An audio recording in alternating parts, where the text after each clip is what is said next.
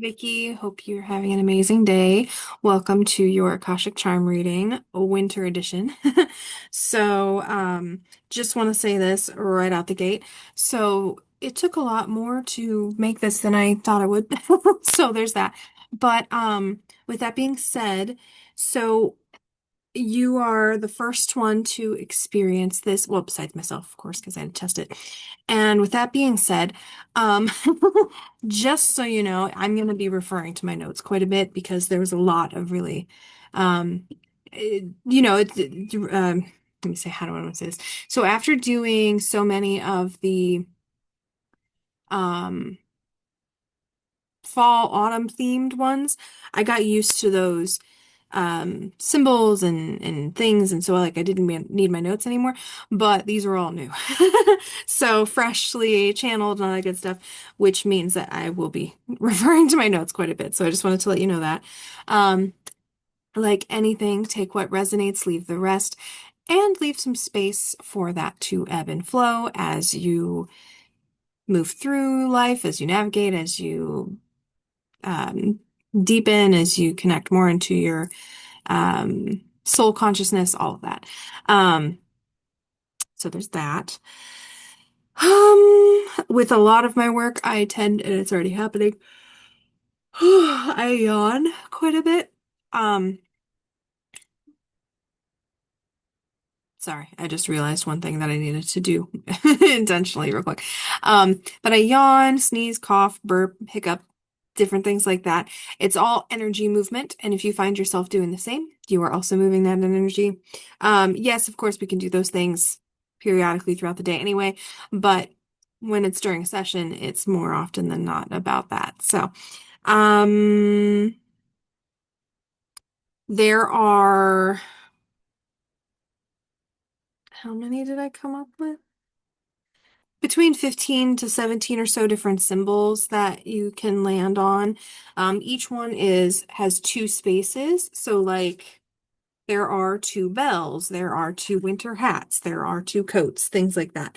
Um, because we want to give your soul, give spirit the opportunity to connect with different things. And so what I do, everything was intentionally created within the Akash.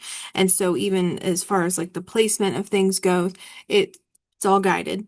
Um, and for example, like this, what was I gonna say? Like this present over here, this symbol, this present symbol has these things around it, but the present that's on the other side has different things around it. And so, depending on where your charms want to land, will have, because sometimes they'll land in more than one spot, especially a few of these, because these are a couple of them are bigger charms. Um, so with all of that being said, is it might choose, like a charm might choose this present over here on this side because it's next to this, and so it can bring in these two things together, whereas over here it's by these other things. So I hope that makes sense. There are two, so all of the symbols are the same. Like there's two bells, there's two winter hats, like I was saying. However, there are two that are different. Oh, excuse me. Oh, already processing. There's there are two sleds. One has an arrow pointing toward the left, and my image is mirrored, so I don't know how that looks on your end, but um there's a sled that has an arrow toward the left, which is bringing forward the feminine, the past, your capacity to receive, all of that. And then there's another sled that has an arrow pointing to the right, which is more so masculine energies. And mind you, I'm talking about energies, not gender. It is different. The future, what you're moving into, aligned action, the future, things like that. So hopefully that's helpful. But then there's also two animals, and one is a polar bear and one is a winter fox. So, there's I did that because the autumn map, there was a bat and a cat, And they each came up for different reasons. And so that's part of why I felt it good to bring forward two different ones. There is one thing I want to check real quick. Is there anything else I'm forgetting to mention? Um, I don't think so. Um, Sorry, I just want to see if this is a reference that I can utilize if need be. Because sometimes there's different things that come through. So they would both likely be. Oh, wait, it would be helpful. Sorry, you know what? I'm going to pause. That way you don't have to just listen to me figure this out. Sorry, I just wanted, of course, I'm yawning as soon as I hit play. Or re-record, rather.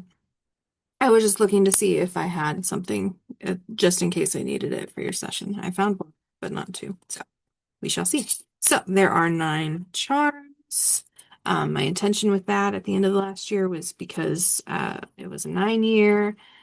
And I heard, well, actually, let me look at your message real quick because I know we've talked about what year you're in.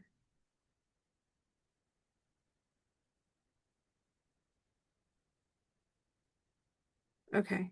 725. I'm buzzing. Sorry. Sorry, I just wanted to familiarize myself with what year you are in, just to bring that into it as well in case that comes forward. So, you're I know we talked about this, but you're in your 5 year, and when you have your birthday, you will be in your 6 year. Okay. I'm just mixing the charms. That way I can cast them for you.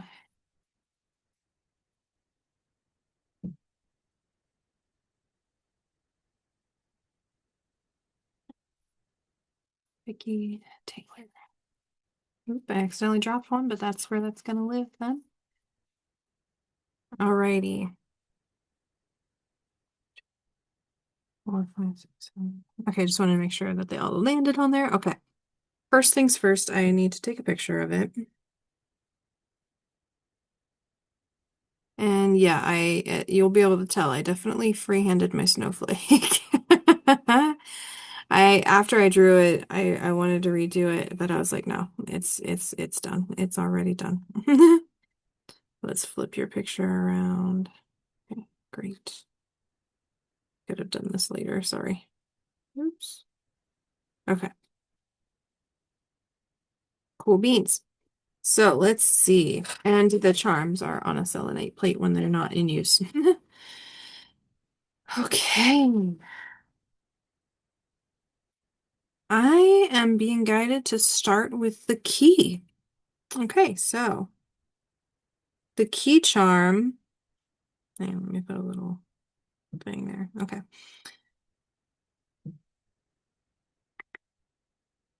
There we go. So the key charm, as you will see, because I send a picture of your map with the recording so you can look at it at the same time. Your key charm's pretty in the center for the most part.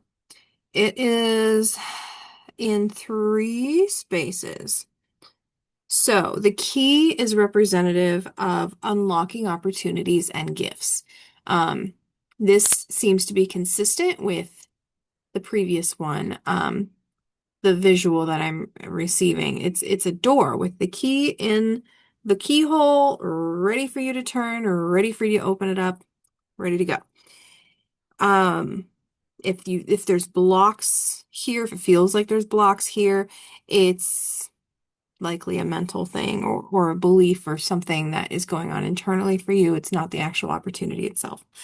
So the first one that I'm really feeling pulled toward is the sled that has an arrow pointing toward the right. So this is the masculine moving forward, what you're going into. So with that, with the key being there, that's all about you moving into opening and unlocking opportunities and gifts. So yay. They want me to go ahead and bring in another symbol. So the winter hat is also in you being utilized by the key. Um, the winter hat is all about knowledge, mental body, learning, study, and the air element. And so,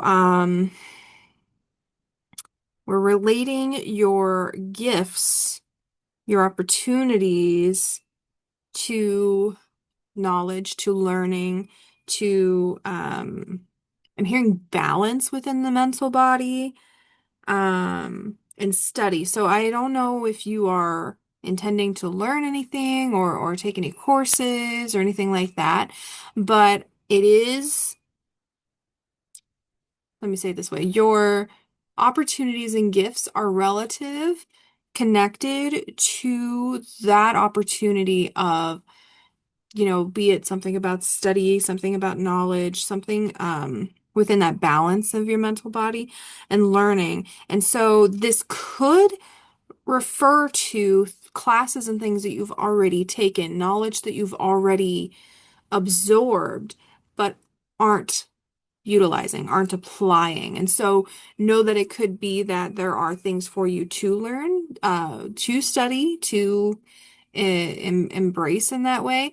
But it could also be, and let me say, and not but, and it can also be referring to information that you've already learned, but maybe aren't applying. Um, and so play with that, see how that feels. The key is also just in one of the gingerbread men cookies. And the cookies are about sweetness of life, time to rest and enjoy previous efforts or whatnot, or current efforts. It's also um how do I want to bring that in? So, firstly, I want to wrap that all in together. So, with it also bringing in, with the key also bringing in the gingerbread man cookie, or I just say gingerbread cookie, it doesn't need to be a gingerbread man. So, anyway, with it also bringing in the gingerbread cookie, it feels like this is related to, and I'm not saying that it's not aligned for you to learn new things, but what I'm saying is if you feel like you know things that you aren't applying, let's focus that on that first. Let's focus there first, and then bring in the rest. And so, if anything new to you, aka remembered, but new to you in this life is wanting to come forward. Um, the gingerbread bread cookie is also because when I was making this, I also saw, I don't know if you've seen Shrek or not, but there's a gingerbread cookie. And in the first movie, he has one of his legs cut off because it's a whole thing. But I saw that too coming in. And so the gingerbread cookie symbol is also bringing in um, where are you cutting yourself short? Or maybe expecting too much of yourself. And so that plays really interestingly with the whole idea of you not necessarily, maybe not applying things that you know, and then also wanting to learn new things, but you haven't applied these yet. And so that's why there's dissonance and hesitation to learning new things because we're not even fully here yet, let alone going into new things. And so this is where that rest and relaxation, rejuvenation is wanting to come in, the sweetness of life. It's time to rest and enjoy. It's important to enjoy the fruits of our labor and actually integrate, what we have sown. And so, let that land for a second. I need to pause real quick. Alrighty. So what a way to start it off, huh? So with this though, hmm, again, with the sweetness of life, peace, and time to rest. So recognize too that we are in the winter season. You're beautiful snowflake. Um, and with this time of year, it is important to recognize where in ourselves it's needed for us to rest. Sorry if you can hear my dogs, by the way. My husband just got home, so um, but and in regard to rest too, it's also important to recognize that sometimes, a lot of the time, especially with your with the key also being on the hat, it's also indicative of pointing out different things mentally that might be going on. And so with that combining with the rest of the cookie, where are you not allowing yourself to rest? Because a lot of the time there can be different beliefs, different functions, different um what's the word I want? Confirmation biases that are feeding these habits of overdoing, overgiving, over whatevering, an imbalance with your giving and receiving, an imbalance in you saying yes when you really need to be saying no. And I don't, well, I should say where it would benefit you to say no, or saying no when it would benefit you to say yes. And so, just reflecting on that is going to be really helpful. And, the part where are you cutting yourself short or expecting too much out of yourself is also relative to this too, because if you have those beliefs or habits or confirmation biases, as I said earlier,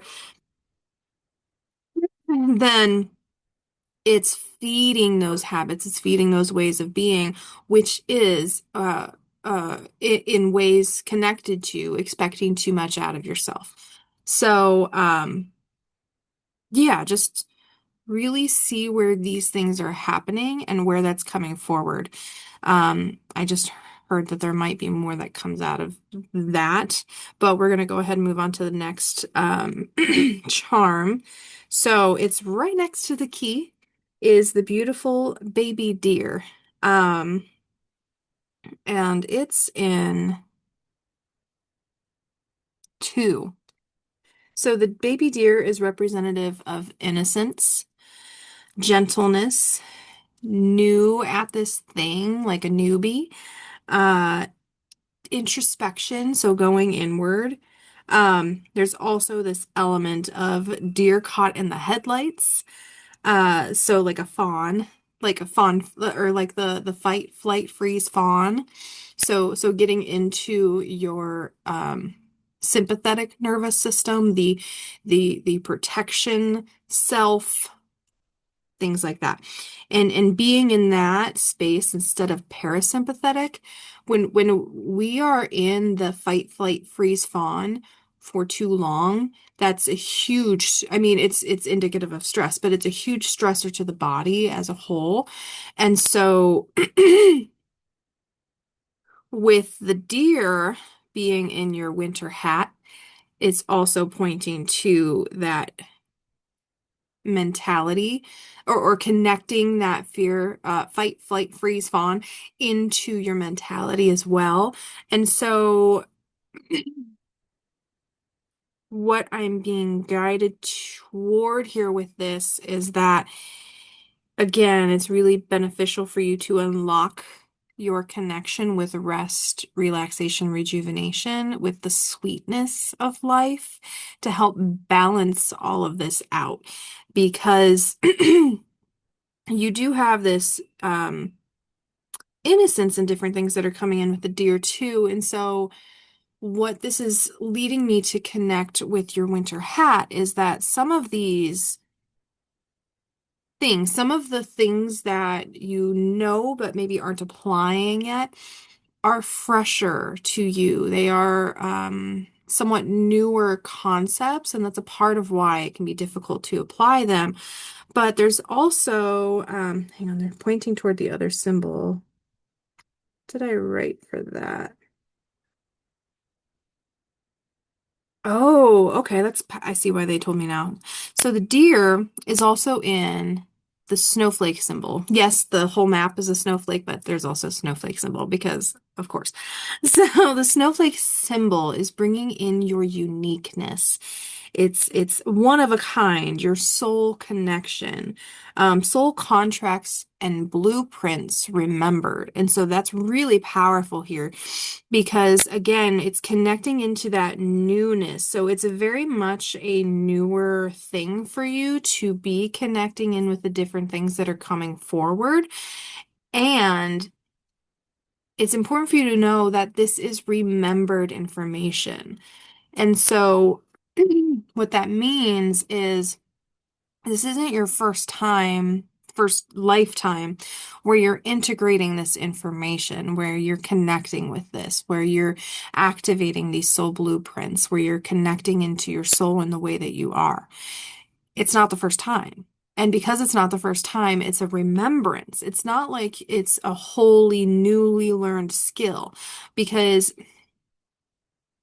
there's this concept coming in for you around recognizing what is remembered and what is actually new. There's much less that's actually new than you think, and there's much more that's remembered than you think because if it was a brand new thing to you, it would take a long time for you to integrate it. And I'm not saying that you don't have those things because you do, but it's more remembered things than it is new things. I would say like 25-75%, like between the two, roughly, you know. Um, and that ebbs and flows and changes as well. But why is all of this coming through now? Because it's time. It's time for you to acknowledge, and I just was just shown the rest again, bringing in a new way of not only integrating but alchemizing the things that you're doing. So anytime we heal things, we are in the process of alchemization. And what does that mean? That means you're taking something, you're doing something with it, and it's becoming something different. It's transmuting as well. But you're utilizing like the whole idea of utilizing your your pain for purpose, like that's alchemization. And so one, recognizing where you have already done this because you've done this. And the thing is, it's important for you to recognize where you've already done it because that will help you understand, one, not only how to do it again, but more consciously with more intention, but you can check yourself in that process of oh, I did it this way last time, but that doesn't actually feel good anymore. So I want to shift how I do it this time. Or maybe there's a different way that you can apply that process to the specific scenarios. And as you do that, you're able to personalize the process dependent on the thing that you're alchemizing. And that feels like a really big thing. So we're going to take a moment and just pause to let it kind of just land. Because I said a lot of things there, and that can go a lot of places. But firstly, take a deep breath. There's already some light language coming in for you, so if you wouldn't mind just closing your eyes, just to allow it to flow. You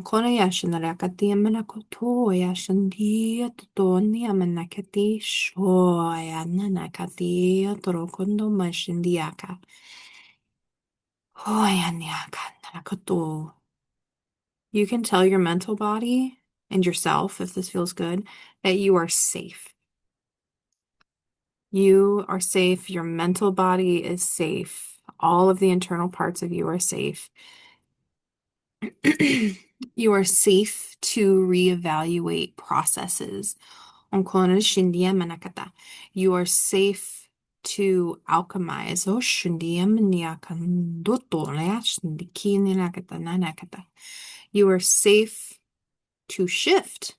You are safe to change. Anya kuai shinya kunirakiton shinya nakata.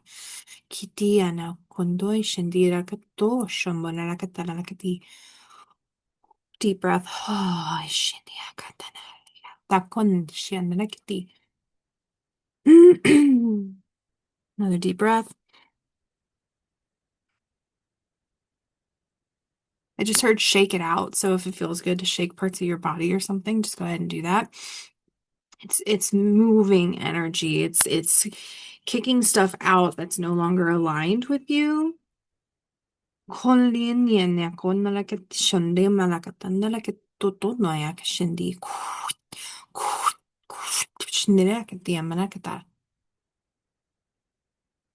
And if you have some water, or you can open your eyes, by the way. If you have some water, I just heard drink water, so and I just did myself as well.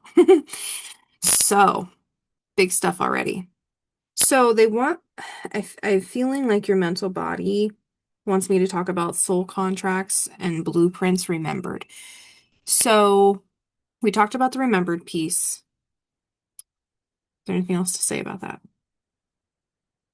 Just one thing. The beautiful thing about remembering versus a newly learned thing is you already know how to do it. Even if you don't consciously in your current lifetime's mental body fully understand what that means right now, your mental body does not need to understand. A lot of the time we give the mental body jobs that it's incapable of doing. And so it's just running around in circles all the time. And so it would be a good practice for you to take some time to communicate with your mental body. And so if this is something that you haven't done before, I have no idea. If it is something new to you, then you can just sense, feel, imagine connecting with the personification, so to speak, of your mental body, of your brain, of your mind. And you can sense, feel, imagine that you are bringing them into your heart and connecting in your heart with them. That way you are in a safe space together.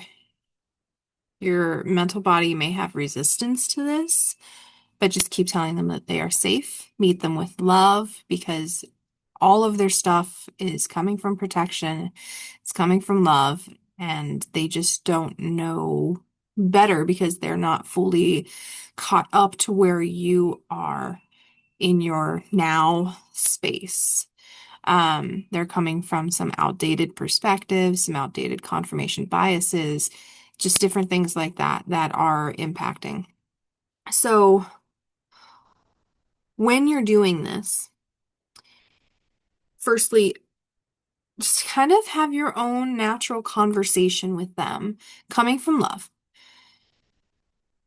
Because, this can go a lot of different ways. When I first connected with my mental body and my ego and stuff, they didn't really want anything to do with me. They were mad, so it's really dependent on the person and whatnot. And so if this is something that you're concerned about, you can also bring in your higher self to help you with that. You can bring forward any authentic love and light guides that are here to assist you for your highest and best good authentically, and just have them help translate for you. And if this is something that you want more help with, just let me know. And, if that's something you would like to do, we can work on that session wise or something, figure it out. But just in general too, if you have questions about any of this stuff, about maybe you're not fully understanding a topic or a concept that I'm bringing forward, please don't hesitate to ask. Because there's a lot of different things that come through these sessions. This session, as I now know, is really meant to be like a probably a 2 or 3 parter. So anyway,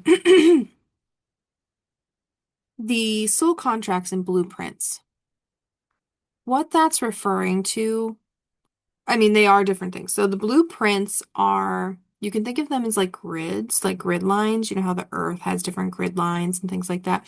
Well, there's more of the literal sense and the like quote unquote physicality, but there's also energetic. And so at the core of everything is like sacred geometry, is numbers, is these blueprints. And we all come in with a bunch of different blueprints, whether they be like original soul blueprints or blueprints that came in over time throughout different lifetimes, different codes, different things that make up your being, whether that be physical, energetic, whatnot. And so that's just kind of like a basic thing to basic way to share that information. And then soul contracts, we've talked, well, not you and I specifically, but in Radiant Realignment, soul contracts have come up quite a few different times. But excuse me, we have a bunch of different contracts with our loved ones, with excuse me, what we're wanting to experience in this life, things like that. And so I can't remember what I talk about in radiant realignment and whether or not I've said this, but it's coming in here and now. So one of the things with soul contracts that's important to remember is that um how does that want to come through? Hang on a minute. Oh, right shoulder blade. I don't remember what shoulder blade specifically brought up in this book or not. I feel like it's not.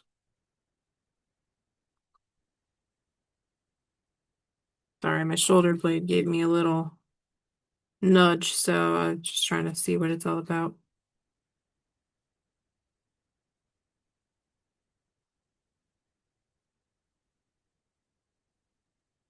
Okay, no. Shoulder blade is not in here, but shoulders represent our ability to carry our experiences in life joyously.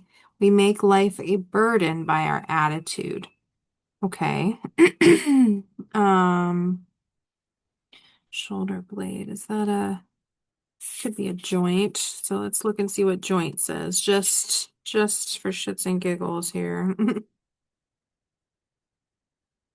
Joint.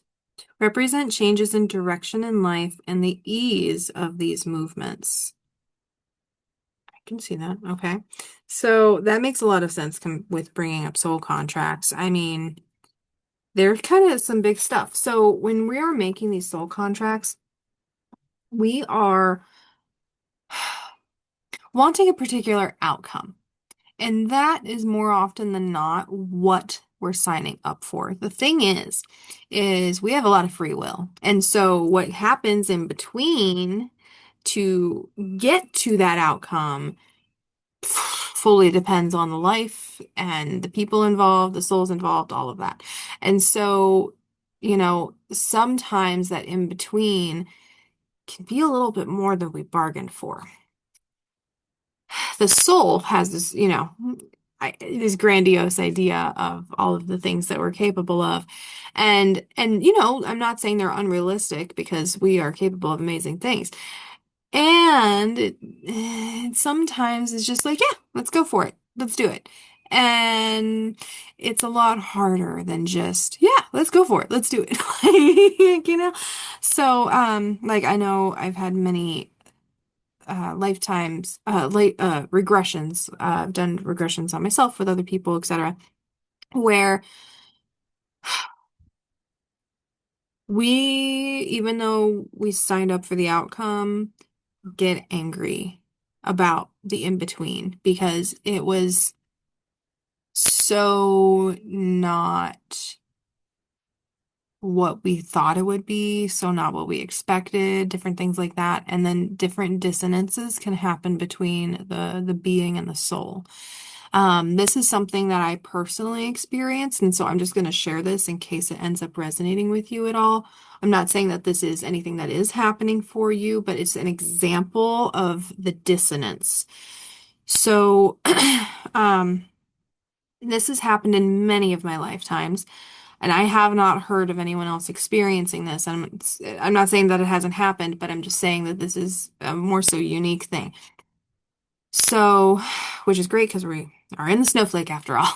But um, without getting into crazy detail, I had this lifetime that I explored where the in-between to get to the outcome was so messed up.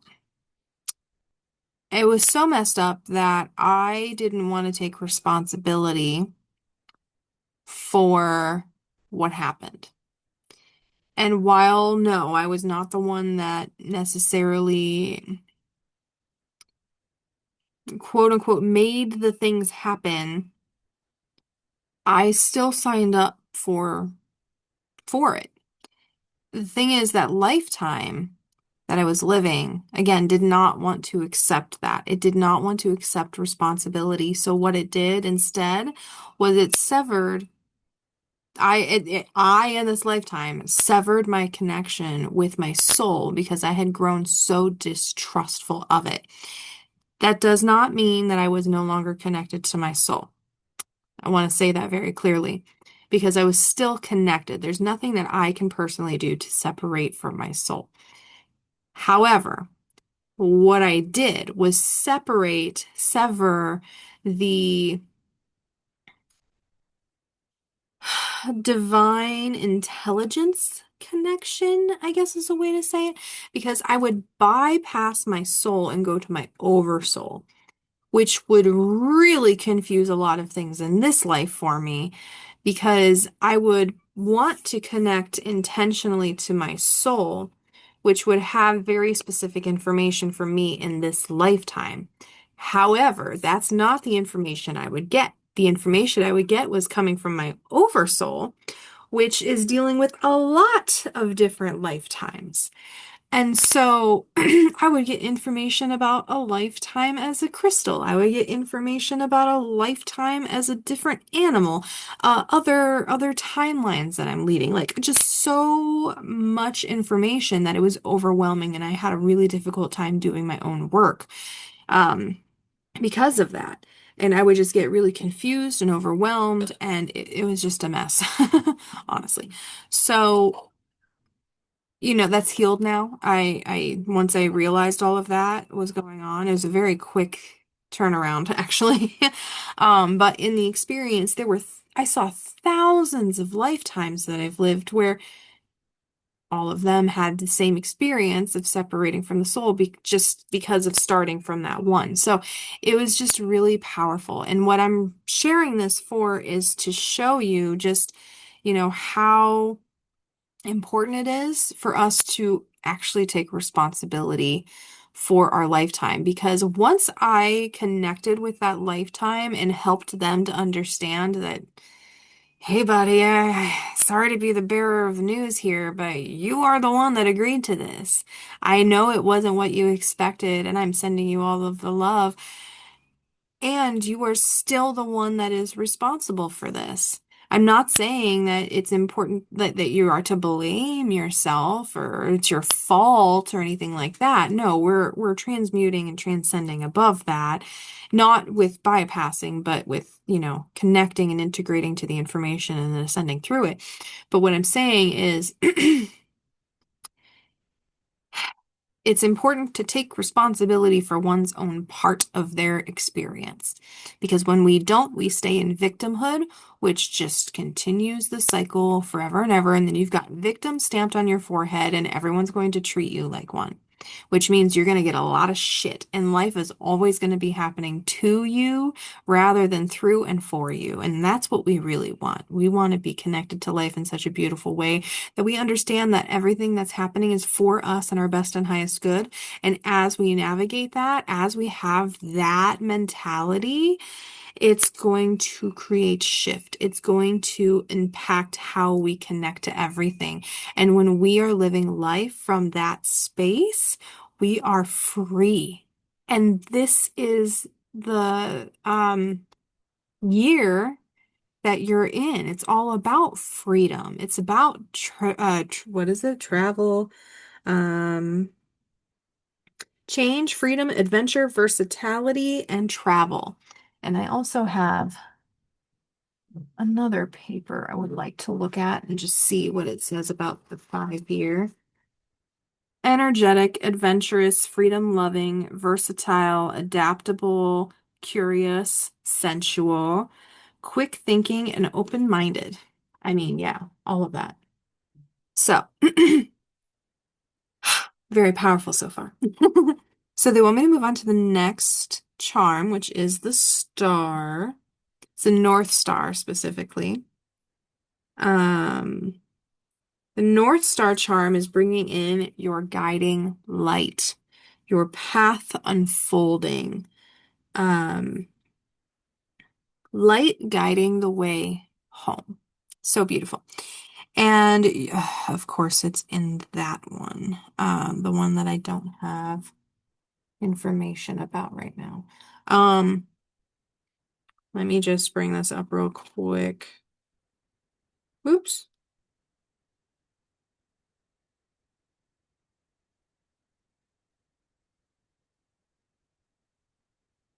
Okay, okay, there we go.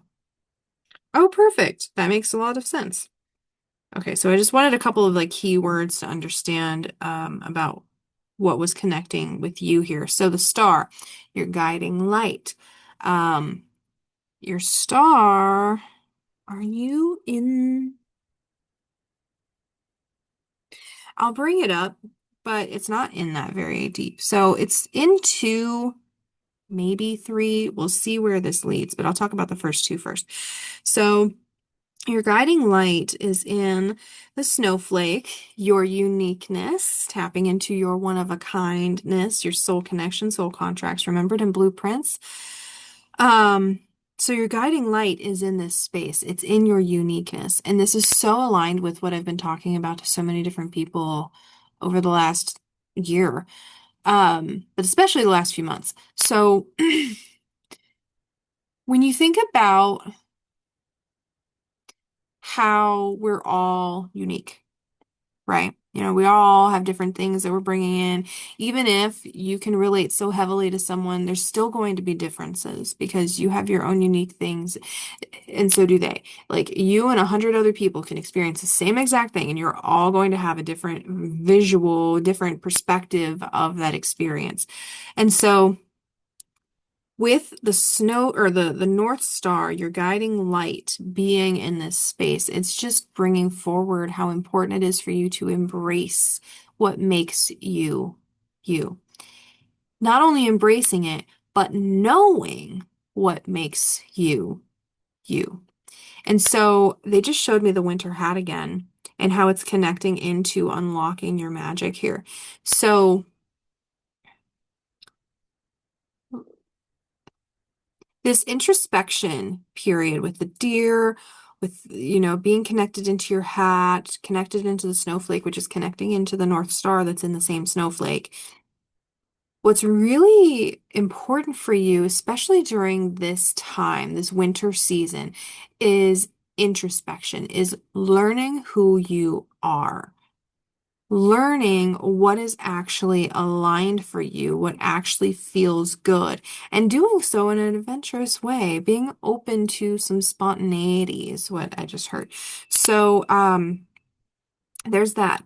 Also, your North Star is in the polar bear, which is one of the spirit animal guides that are coming through.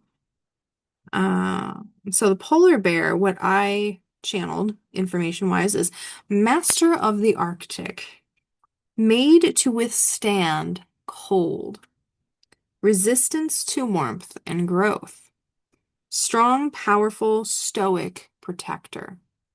And so it is a beautiful experience to have all of these things, to embody these things.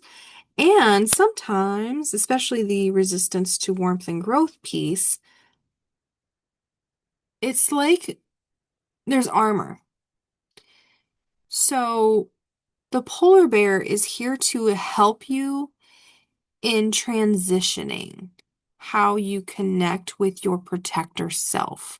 So we all have the internal bodies that are more innate, like the inner child, ego, mental, spiritual, emotional, and physical bodies.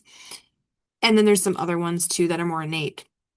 But we also make our own, depending on our own experience. And these can be called personas and drivers. And these are parts of your personality that were developed just in general. But a lot of the time when they're coming forward, it's because it's time to navigate to a different way of being, a different connection to self.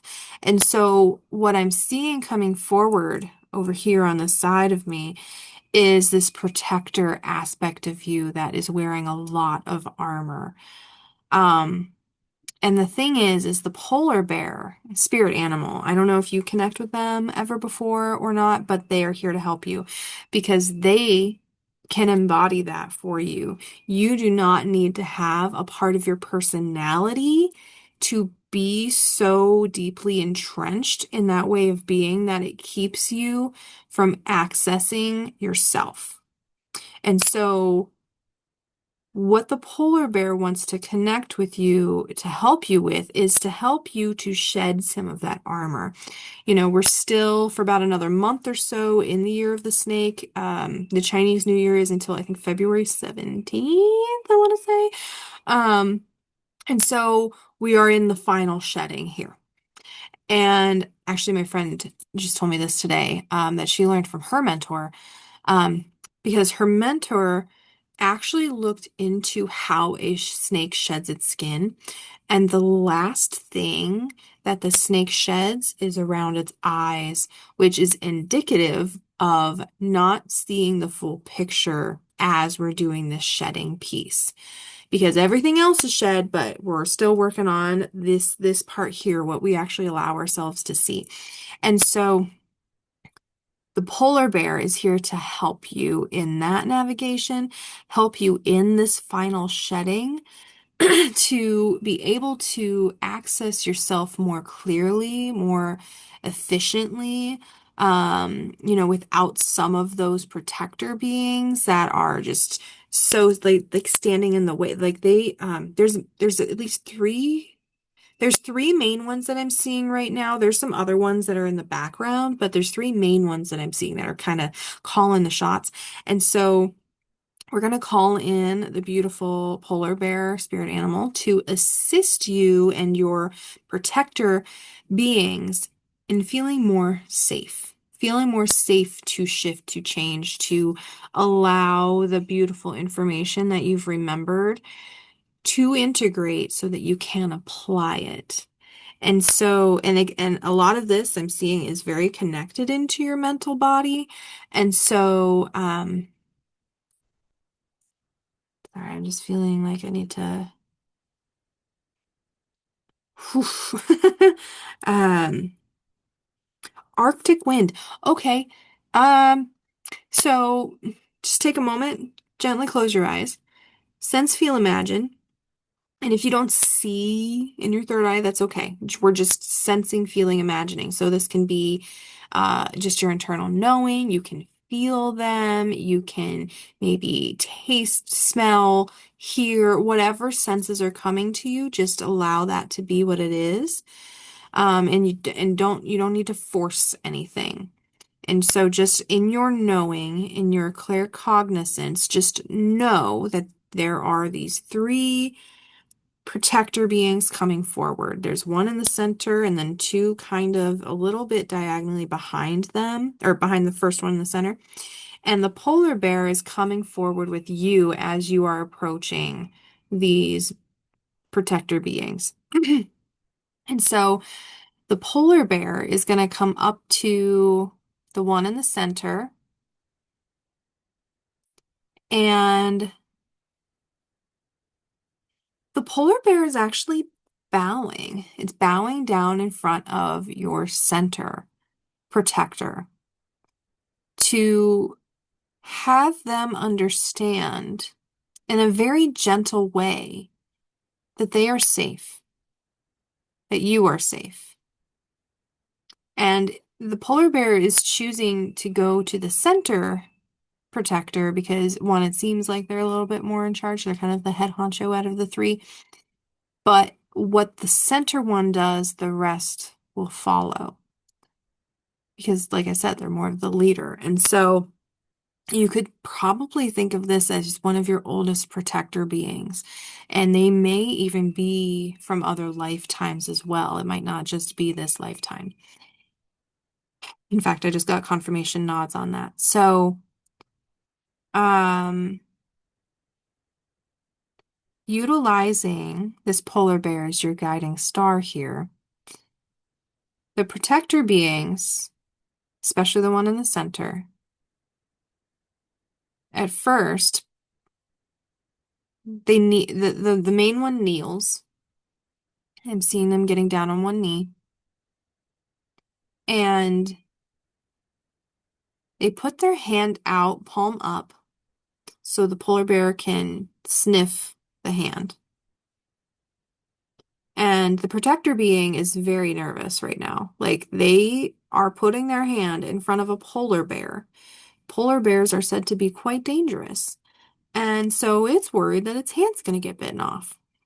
But that's not what's going to happen here because polar bear gently sniffs the hand and puts his um chin on the hand so that the protector being can like, give him some little scritches,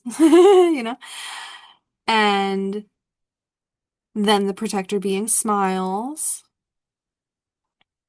and then, moves his hand up to give the polar bear more scritches and things like that. And then the other two join. And then the other protector beings that were kind of just hovering around in the background come to join too, because everyone wants to pet the polar bear, of course. So it was just a beautiful demonstration that you don't need to do anything with force. You can approach things with love, with calm, and it's not always going to look that peaceful. It's not, but in this scenario, it did, and it can. And so that's beautiful. There's some light language. If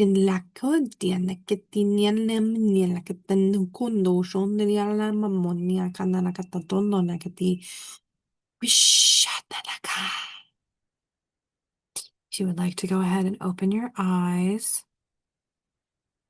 What was really cool while I was doing the light language, I saw, so you know how I said the North Star was in two, maybe three, because it's like right on the corner of it. Well, I just saw the symbol in my third eye indicating that the third symbol that the North Star is in is being brought up. So the North Star is also just in, where is it? Oh, there's the poinsettia. So poinsettia is all about self-care, the feminine. What's your medicine? Is your current medicine aligned, or is it harming you in some way? And it's also bringing forward the earth element. And I'm seeing the water element now too, because that's how it survives. And then it's also bringing in the sun element because, oh, actually, don't poinsettias like dark? Yes. Okay. So it's not really bringing in the sun element, actually. My brain went to it initially because it's a flower, but then I remembered, oh wait, they don't really like light too much. Um, so this is great though because self-care. And so this is exactly connected to what's so important for you to bring forward. Your North Star is guiding you to more self-care. And what does that look like for you? Is what you are doing on the regular actually supportive of you, or is it maybe not so much and it would benefit you to kind of shift some things? It can be difficult sometimes when we have so much of us that's on edge to actually make these changes. And that's a part of what has been stagnating you in regard to applying what you know to be aligned, what you know to be true, even if you don't consciously know it. Because a lot of this stuff is divine knowledge that is just going to be an automatic part of your life when you start operating in those frequencies. It's just a matter of, excuse me, clearing the stuff out of the way so that you can actually get to those parts of you. So, what the poinsettia is offering here is softening. And I was just shown the gingerbread again because of rest. And so how important it is for you to really bring all of this together to show up for yourself in a different way, in a way that is softer, in a way that I was gonna say supports you without harming you, but it's not just that. It's something else. There's support.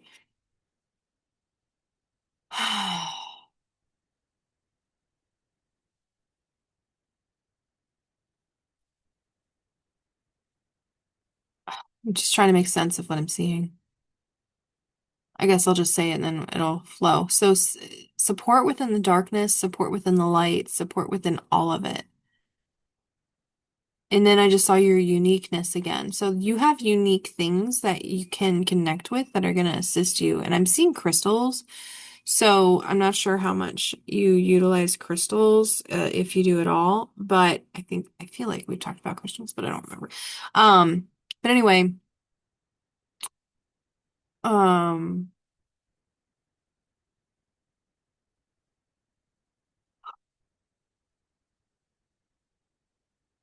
I'm seeing the protector stuff again.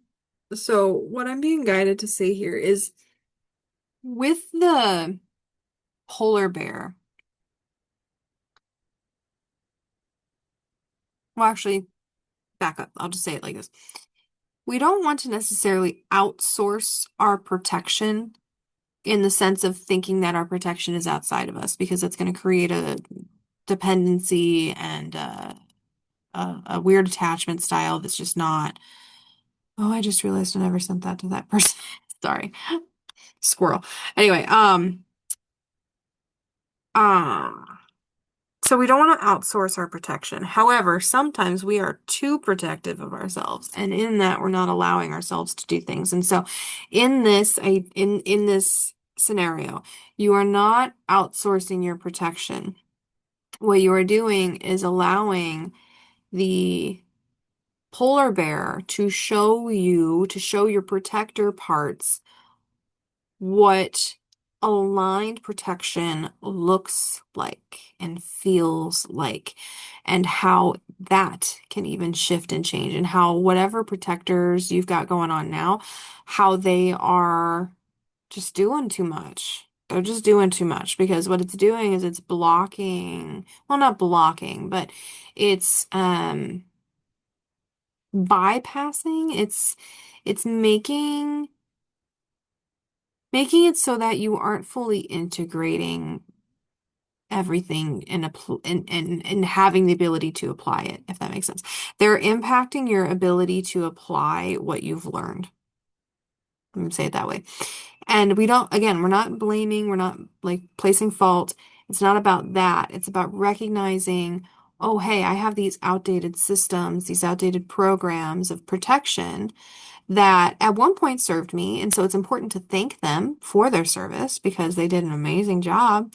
And in fact, they're doing such a good job that they're doing too good of a job now. And you don't need the same protections that you needed before.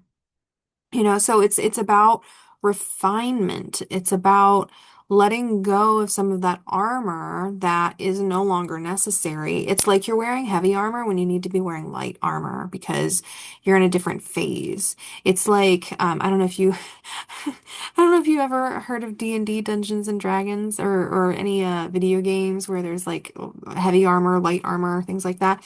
But if let me say it this way. So my husband and I will play D&D and he's the tank. You know, he's the big guy. And I mean, this is legitimate for our life too. He's the protector. He's all of that. And I protect too, but I'm the spiritual protector. He's the physical protector. You know, he protects the earthly realm. I protect the spirit realm, if that makes sense. Um, and so like when we're playing D&D and stuff like that, he's the tank. You know, he's the big guy. He's wearing the heavy armor. And I am the elf. I'm the one that's wearing the light armor. I'm sneaky. I'm stealthy. I can do very flexible and things like that. And they are both important. Both are important because sometimes you need that tank to really take and give damage. Whereas myself over here, I'm up in a tree and I'm able to bow and arrow those bitches, you know? Like it's sneaky, it's stealthy, it's light armor so that I can not be, you know, caught as I'm navigating. And sometimes you need that lighter armor to get to places where eventually you might need to put that heavy armor again, that like thicker stuff, you know. But I hope that this is making sense because I know that that might be more of a thing. Like I don't know how to say it in a different way. Um, Sometimes you're just too protected, you know. Um,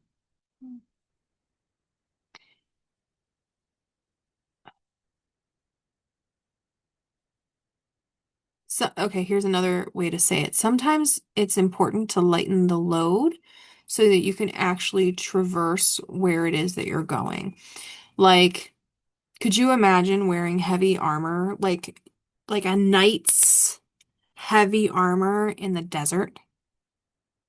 I don't think so. You're not gonna make it. You're gonna sink in the sand. You're gonna burn up because you're gonna be so hot. But light armor, you'll be fine. You'll be one with the sand. You'll be able to, you know, just slither around, you know, like so. I hope that that helps and understand or helps you to get that. But yeah, the poinsettia again is coming in for that self-care. It's really important to come into yourself and recognize what is and isn't aligned with you anymore. You know, again, we are nearing the end of this shedding or snake year, this wood snake year with the Chinese New Year. And we're in the final shedding phase. And with you in your freedom year, it's really important for you to shed as much as you can, as much as aligned for you to shed, so that you can like get to through the rest of your cycle with this ability to apply the things you've learned. Yeah. Okay. Where do we want to go now? Where do we want to go now? That was a lot of words that didn't make sense. Okay. Um, I'm seeing, okay, so we're gonna do the dragon charm next. The dragon charm is bringing forward deep ancient healing. Dragons are amazing with deep ancient healing. Um, their ice breath, because it's winter, so ice breath. Protection. They're an anchor, a great companion. They're another great spirit animal guide to have. Um, and then I also saw them flying through the snow and ice storms. So your dragon is completely in, yeah, the sled, the other sled that has an arrow toward the past. And so we want to bring in deep ancient healing to your past, to taking everything, scooping it all up, transmuting it with its icy breath into something that you can utilize into that alchemization that I was talking about earlier. And so, is there anything else with the sled? I realize I never even read that to you last time. Um,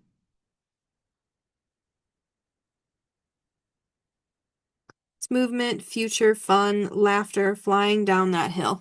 Like on a sled, you know. Pew.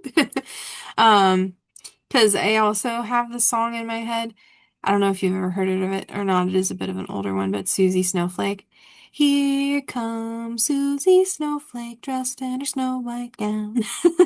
There's a part of it where they go sledding, and so that's like, whoop, the ride's on me. Okay, sorry.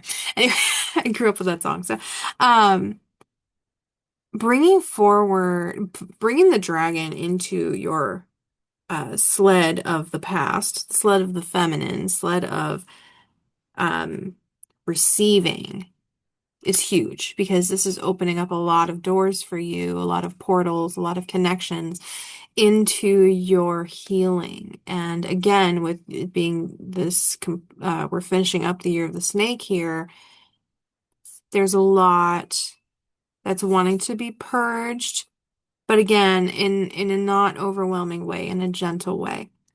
And so what we're going to offer here is, oh, are we doing that yet? Okay, we're not doing it yet, but I want to write it down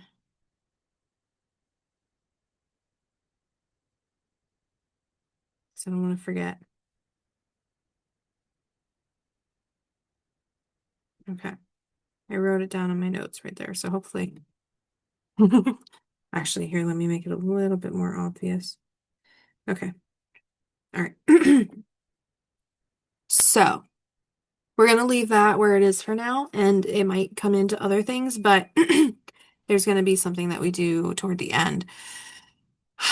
So what's next? Okay. Excuse me. Processing. So there is a charm that is a star with um a little fairy in it. And so I called it fairy star. This charm is bringing in sitting on the fence, sitting on the precipice of choice, tinkering, playing with ideas, indecisiveness. Very interesting because at first when I saw it, I didn't even think it was actually going to be a part of this um, map, but I was very wrong. So, hang on, I want to adjust here. Sorry, I'm leaning forward and my back is upset about it. Okay, so again, fairy stars about sitting on the fence.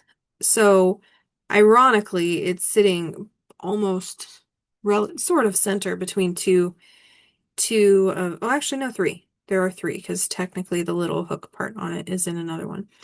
It is mostly in the Arctic fox or the winter fox.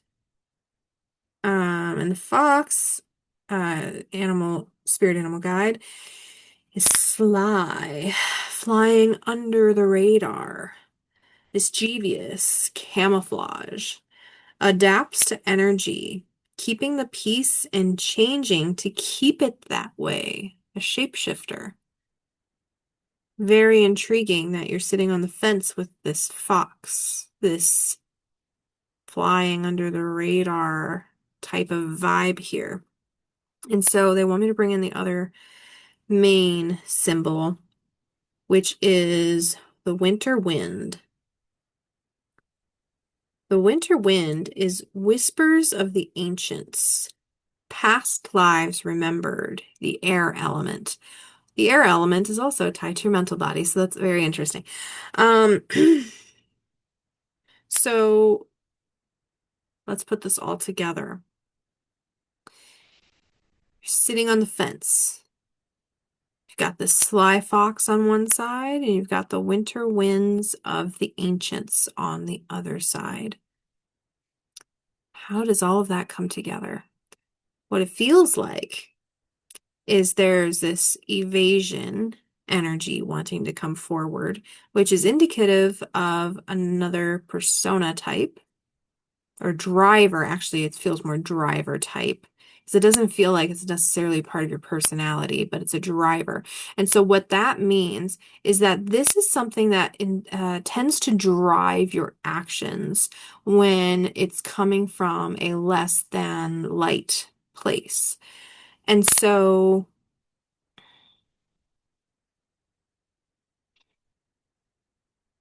Okay, they're showing me the third one. So just to bring it in, the third symbol that this is barely in is the fireplace. And the fireplace is warming things up. Wood crackles, like you can just hear it, you know. Secrets in the fire and the smoke, transmutation, transformation. Gather around the fire, spirit messages, fire and spirit elements.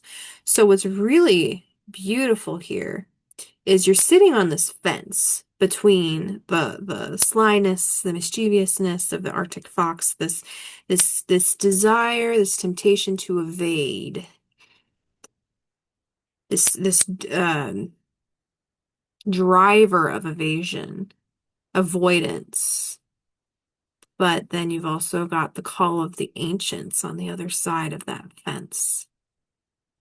And in between all of that, you've got this warming fire that is attempting to coax you into the forward movement, the fire and spirit element coming in to help you connect with these more so earthly elements to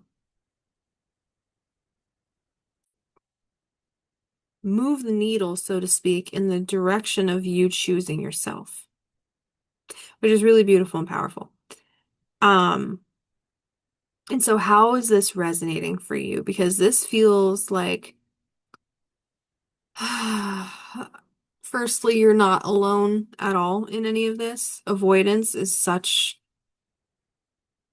a thing that we all tend to deal with. Excuse me. Ugh. It can be a pain in the ass sometimes.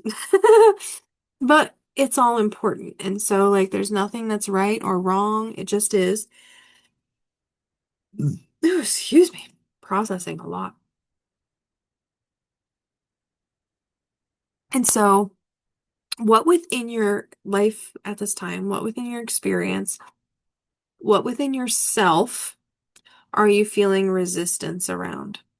What are you feeling hesitancy to jump into, even though you know it is so aligned for you? Where's that hesitation? I just saw the travel getting highlighted there. Um, you told me to look at my, I'll highlight something. I just heard fear of freedom. So here's a little practice for you. I want you to take the word freedom and get your journal and write about what it means to you. What does freedom mean to you?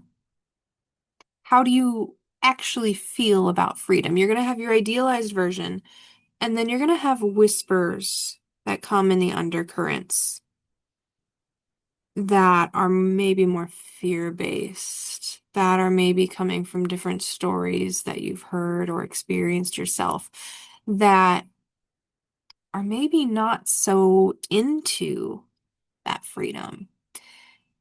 Maybe you've had some experiences where experiencing freedom led to some outcomes that maybe weren't what you wanted. And so just hold space for that. You know, allow that to just come forward and speak. Connect with your inner child here a lot. Um, I'm hearing your inner child first, connect with them first, and then connect with your mental body. And you can do the same thing as before, is connect, bringing them into your heart space and connecting with them there. And if it feels aligned for you to connect with your ego, you can do that.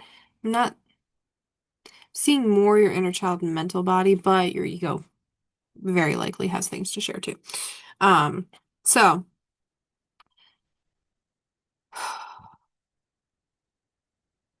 after you do that, oh, excuse me. And if you want, pause, like pause this and, write. That way you can do this as we are working together here.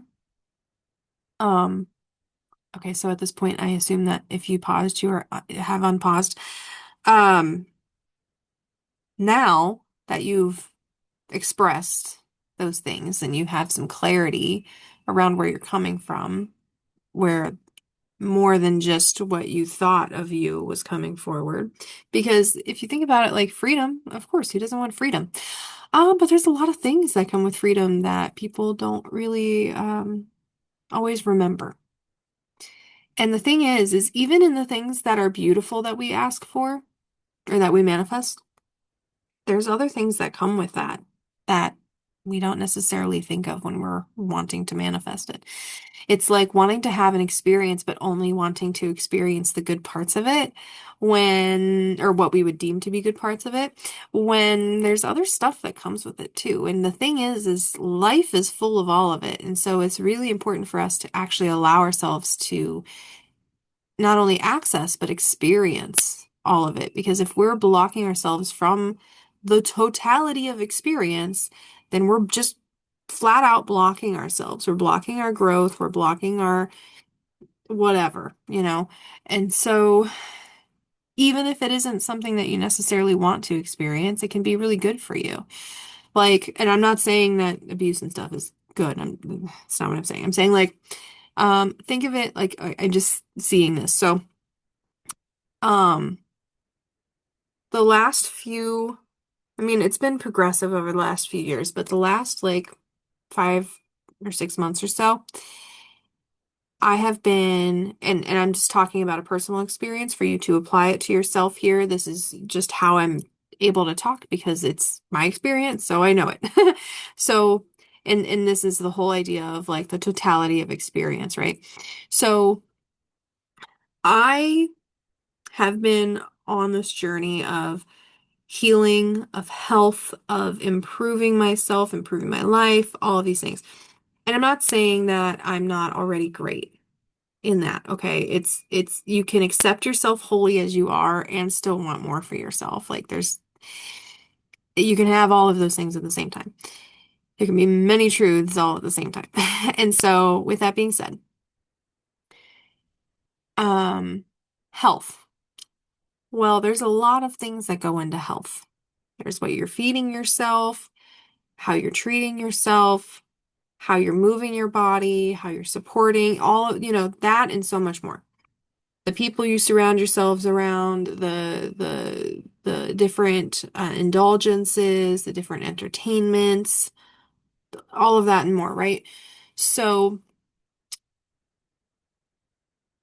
it's not exactly fun to not order out all the time. For me at least, because I was thriving on convenience. I shouldn't say thriving because I was not thriving, but I was giving in to convenience for the sake of, I don't even know exactly how to frame that.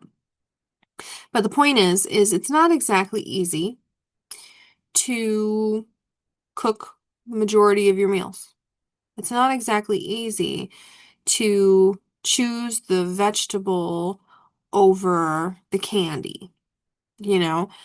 The same thing goes for the gym. This is actually the first thing that I saw. I have this outcome of this body that I know is authentically me. It's the me that I know that I'm capable of. And this body is rocking. It has nothing to do with wanting to look good for other people. It's wanting to treat myself the way that I know I should be treated, which involves going to the gym, which involves lifting weights and heavy weight. It's not exactly fun. It, in ways, can be fun.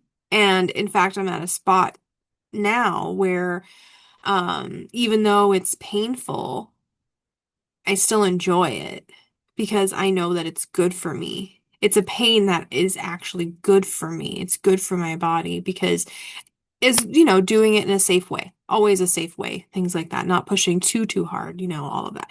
But anyway, um, and that's my point. Like there's a desired outcome here, but the path to get there is not exactly easy. It's not exactly all of the fun things of just like, eating whatever you want and doing whatever you want.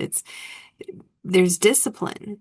There's things in that process that, on the outside looking in might not look so fun. But when you are in the frame of mind of this is the thing that gets me to the outcome that I want, you begin to take more responsibility for yourself. You begin to take more responsibility for your actions, for your thoughts, for all of the things that come in that process.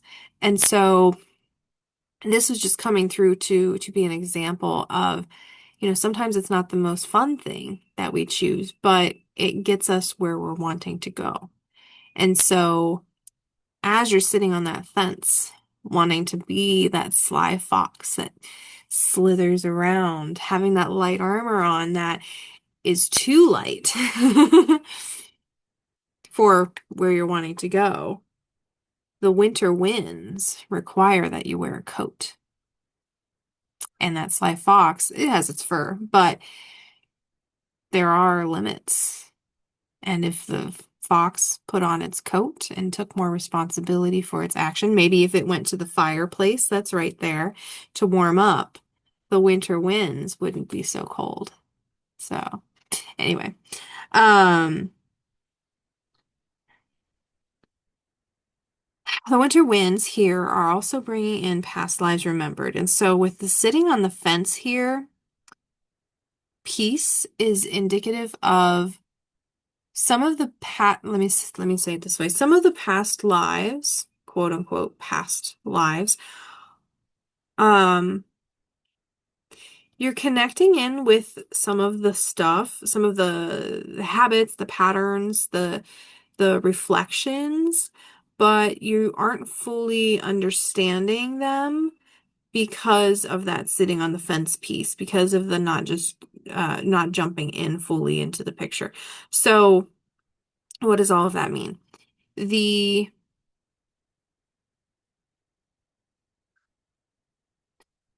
Okay, so this is another example that's coming forward because that's how I share a lot of the information is through my own personal stuff. That way you can apply it in the way that is aligned for you. So, and this is again guided, so I was just reminded again, I keep going to that one lifetime and talking to you about it. It's interesting. So, this is the same lifetime that I talked about before with the soul stuff. Um, and just for transparency, it was an Atlantean lifetime that I had. Um, so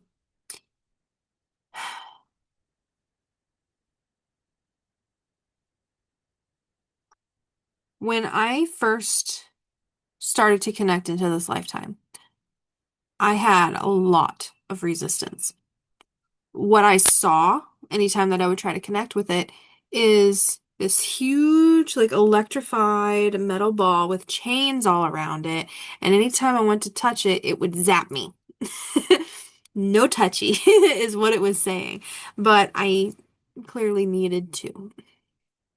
So, after I finally was able to access this lifetime, I very soon came to understand how much was actually reflected in my life from that lifetime. And so there's a lot of different occurrences that were happening, be it how I was connecting and relating to life that was reflected in this lifetime. And so all of that stuff about not wanting to take full responsibility for choices made, for decisions made, very much being reflected in this life. And that is still something that I'm navigating a lot. And that's a part of why it took me a bit to get to all of this too, because personally, I've just been purging so much that I wanted to make sure that I could actually show up for your session in a way that was going to be supportive of you and not just me dumping purging in session. So that's a part of it too. But anyway, so that is what I'm meaning in regard to you kind of like a part of this sitting on the fence piece is you're having these connections with these lifetimes where you're mirroring different parts of those lifetimes, but you just don't understand or fully know it yet. Excuse me, because You haven't intentionally spent time with yourself to understand that. Um, and so they're highlighting the other wings here. So the next charm are fairy wings, and they're really pretty. And it is in two spaces. It's in the fireplace, which, to read that again, is warming things up. Oh, I never read the fairy wing. Sorry. Hang on, let me go back to this, the charm. The fairy wings charm. Free in flight. Oh, this reminded me. I didn't finish the freedom thing. Sorry. So, with freedom, actually, I didn't finish it because I wasn't supposed to. The fairy wings were bringing it in. That's why it reminded me. I love this. Okay. That it's all aligned. So, fairy wings are bringing in free in flight, like freedom in flight, the mystical, magical, inner child play, fun, exploration, imagination, creation, nature, and elemental magic. So, oh yeah, I just got chills. Okay, all of that is coming in through your fireplace, which is again bringing the warming things up, wood crackles, secrets in the fire and the smoke, transmutation, transformation, gather around the fire, spirit messages, fire and spirit elements. What I love about that too is connecting in your inner child with that. hmm Moving forward in a way that your inner child would love and feel safe with is so important. Um, the other symbol that your fairy wings are in are the mittens. Well, one mitten. The mittens mean let's get crafty. Creation, flow, creation for the sake of it. Soul yearns for an outlet. So inner child, so freedom in flight. That's all so beautifully aligned. I love that. And it's putting a fire under your butt to do that. And so, and I just saw the rest piece again. So creation for the sake of it is really important here. Play for the sake of it, not necessarily needing to have a reason other than just doing it because you want to, doing it because your inner child wants to, doing it because it feels good to do now. So, what I just saw too was your intuition, your gut brain connection. Your intuition is telling you things throughout the day that you may or may not be listening to. And I'm seeing quite a bit of not in the sense of, oh, I don't have time for that right now. I can't do that right now. I've got all this other stuff to do. Sometimes it's important to just say, you know what?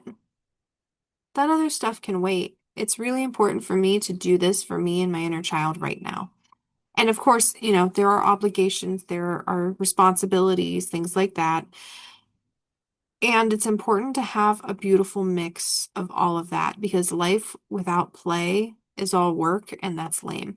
So, so giving yourself that space and lightening up a bit is really going to serve you. And it's going to impact everything that we've talked about so far. It's going to help you to connect into yourself in these other lifetimes that have messages for you so much easier. Because when we lighten up on ourselves, when we are like, I just saw the Joker from Batman, Why So Serious? Like, when we lighten up, everything just gets a little smoother, just a little bit easier, a little bit more flowy. And so that's what we want to connect in with, right? And so this is where your dragon is also going to come in here. So am I getting, okay. Okay, that makes sense. Excuse me. So there are authentic love and light dragons that you can call forward that, and anytime you call anything forward, I'm just encouraging you to always bring forward the word and energetics of authenticity, because you want to actually be working with what you think you're working with, okay? Um, and the polar bear, the authentic polar bear is going to help protect you too. And so call him in as you're doing this. Um, but the dragons are amazing protectors too. So it's all of it. But anyway, there's play that's wanting to be had. Like, I don't know about you, but I saw your inner child light up when I was talking about dragons because why wouldn't it? Dragons are amazing. So there's play to be had. There is adventure to be experienced, and your inner child wants you to get crafty with it. The dragons are here to assist you with that as well. You can get crafty together. You can sense, feel, imagine, and do vision quests, which are like meditations where you're just letting the dragons lead you into fun places where you and your inner child and the dragons can play together. Again, intentions of safety, security, love, fun, play, adventure, all that good stuff. And because it's a meditation, it's not like life when other things come with that. You can set intentions to only experience what you're a lot like in a fun way wanting to experience. And of course, other things can come through if they're meant to, if it's really aligned for you, like these other lifetimes that have messages for you, things like that. But just allow yourself to play with it, allow yourself to have fun with it, allow your inner child to lead the experience sometime. That is really fun. Because they know and remember stuff and do stuff that's just it's like I used to be that. That's so cool, you know? Um, excuse me. Oh gosh, my jaw. That it's a personal thing, or else I would look it up, but I know it's me. Um, Alrighty, so you've got three more charms and they're all hunkered in the same three spots. So, okay, I just heard pine cone. So we're gonna do the pine cone charm first.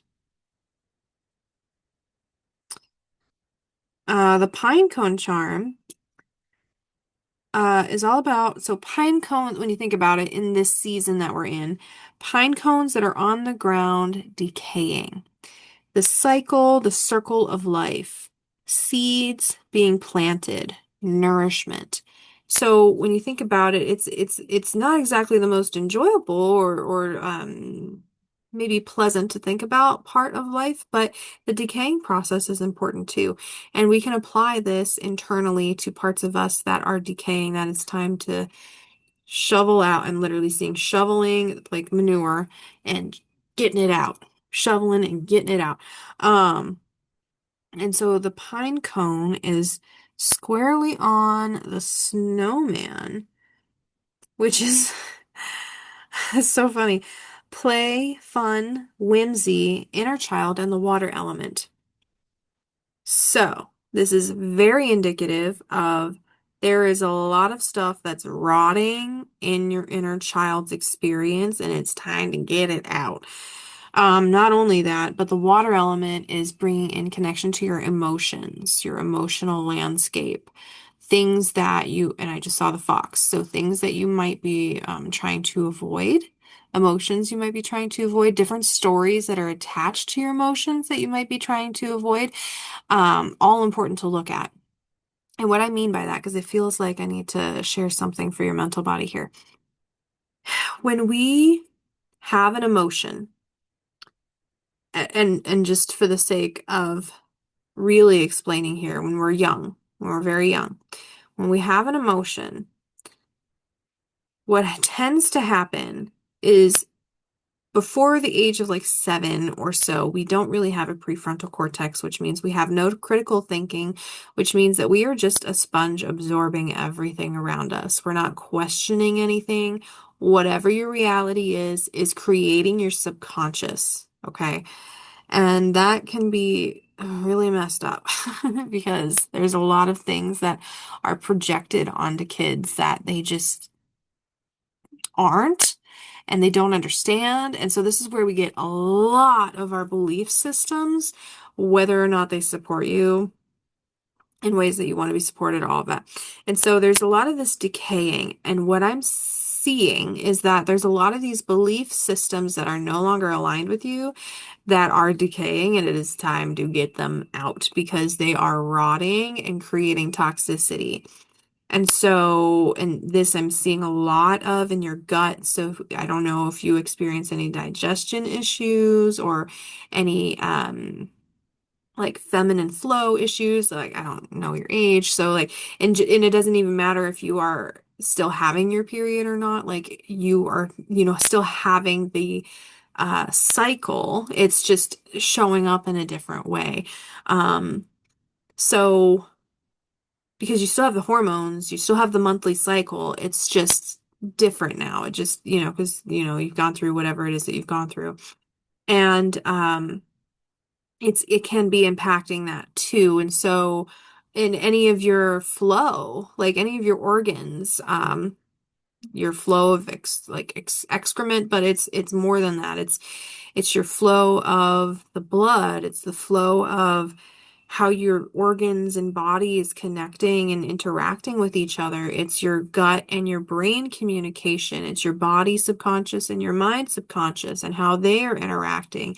It's your sympathetic nervous system, the fight, flight, freeze, fawn, and your parasympathetic, which is the calm, the relax. It's how those are interacting. So it's a lot of different bodily systems here, okay? Um, and it's so much more than what we realize. And so, all of that just to give like a quick little thing there. But, the water element is really, again, bringing in that emotional connection. So let me go back. When we are creating these subconscious ways of being as a kiddo, absorbing all of the things, these are projections from your parents, your guardians, whoever took care of you, whatever, especially adults were around you growing up. Everyone can project, especially kids too, because they don't know what's going on either. So, just kind of reflect, go back a bit, and just ask, and you can ask your inner child for questions here too. Just how did, and actually this is a great prompt for you and your inner child. Bring your inner child into your heart and ask, how did my upbringing impact my subconscious? And you might get a memory that may or may not even seem like it's related. She might share words with you. There might be feelings, so pay attention to any sensations in your body. Um, there could be, it could be a lot of different ways that this presents itself, but know that you're going to be receiving information some way, somehow. And you can set the intention that you will receive it as an answer. So, not in a forcing way, just in a setting intention, I'm going to receive an answer with this. Um, where was I going to go?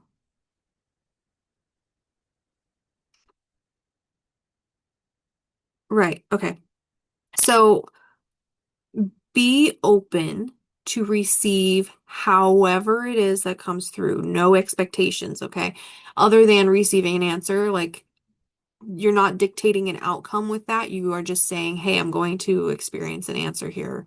Um, However it is that you want to share that with me is great. I'm open to receive. So make sure that you're in a space that you're actually open to receive. And so you've done some of this protection work, things like that. And the freedom work. The freedom work comes before this too. So, an example that I have. A couple years ago, I was doing some inner child stuff, and I asked my inner child what her favorite, or her, favorite color is. Just simple questions. I did not get an answer. I received a memory where I was playing in the kitchen. I was about 5. And long story short, my inner child communicated this way of coping with a scenario. So, my parents fought a lot, and a way that my inner child connected all of that is through colors. And I had no idea. I always had this weird thing with colors, and I didn't understand what it was until I was working with my inner child on this. Because I always had this thing that red and blue were in a relationship together, and green was like this evil temptress that wanted to take blue all to herself and ruin red's life.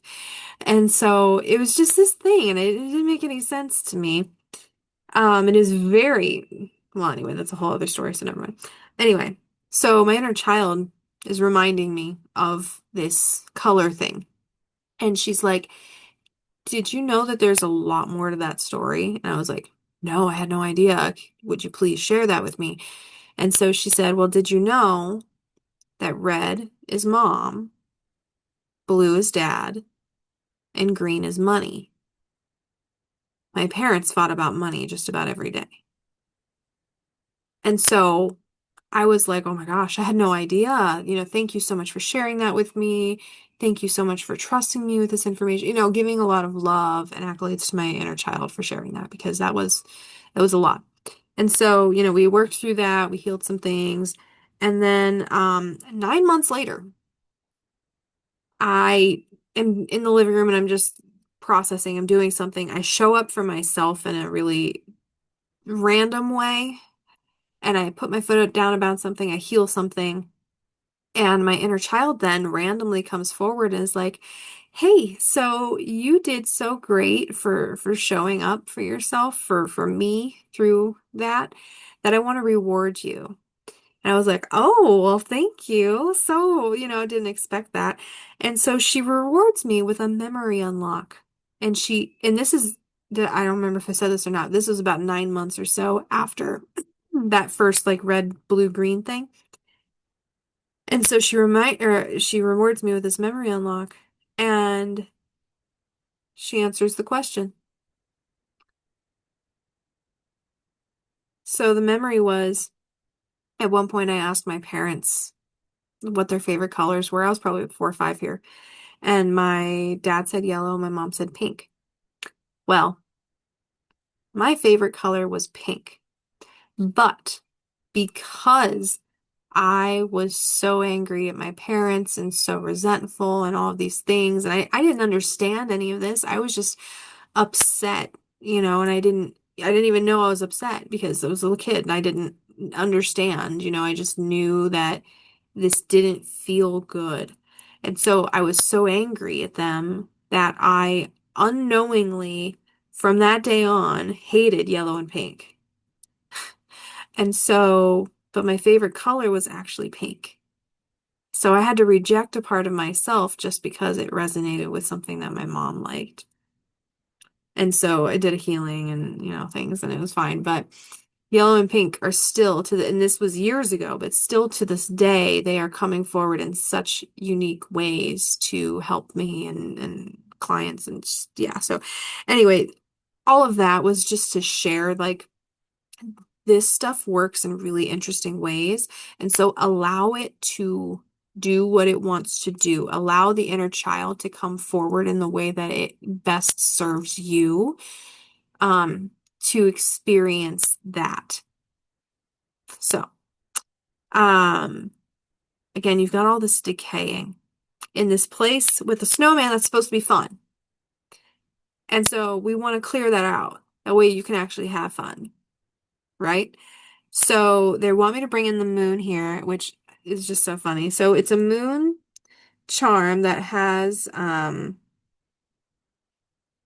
I called it Love Moon because it has words on it actually, etched in it. It says, I love you to the moon and back. Um, this love moon is bringing in loving and tending to emotions, feminine, water, ice, and snow, because water and emotions are very connected. Distance to show one's own self-love and universal love. And so connecting into that saying, I love you to the moon and back. Just say that about yourself. Say that to yourself, to you and that inner child. And so your beautiful moon here is in the snowman, which again is play, fun, whimsy, inner child, and the water element. So we got a lot of emotions and water elements coming together, all different forms.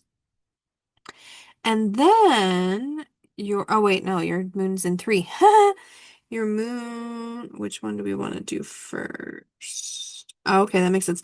So your moon is also in the bulb, like the tree decor. It's a little bulb ornament. Uh, they are memories coming to the surface, the past, ancestors and loved ones communication, nostalgia. Honor thyself and thy past. So even if something wasn't enjoyable, you can honor the experience. Like,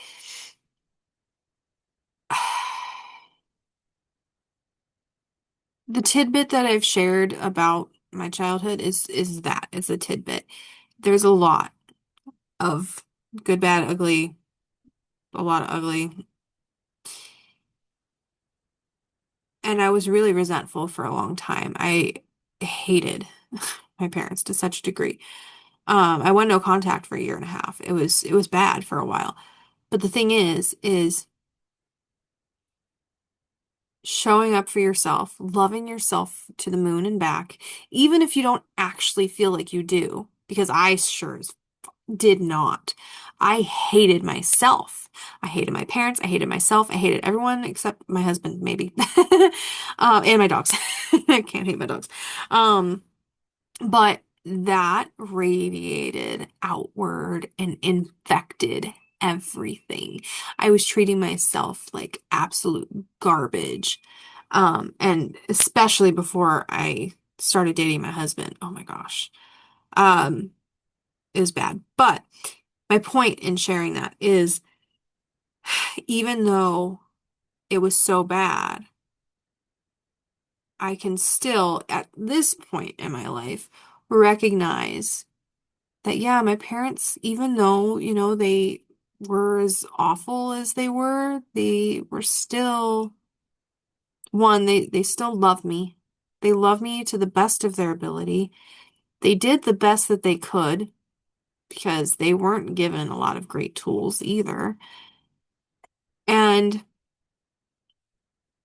I chose them. And that's that taking responsibility piece.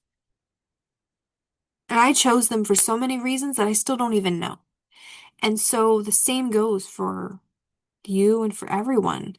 It's a part of the soul contracts. We choose who we make soul contracts with, who in our spiritual familia that we make connections with. And I don't know why I said familia, but that was for you because that's not me.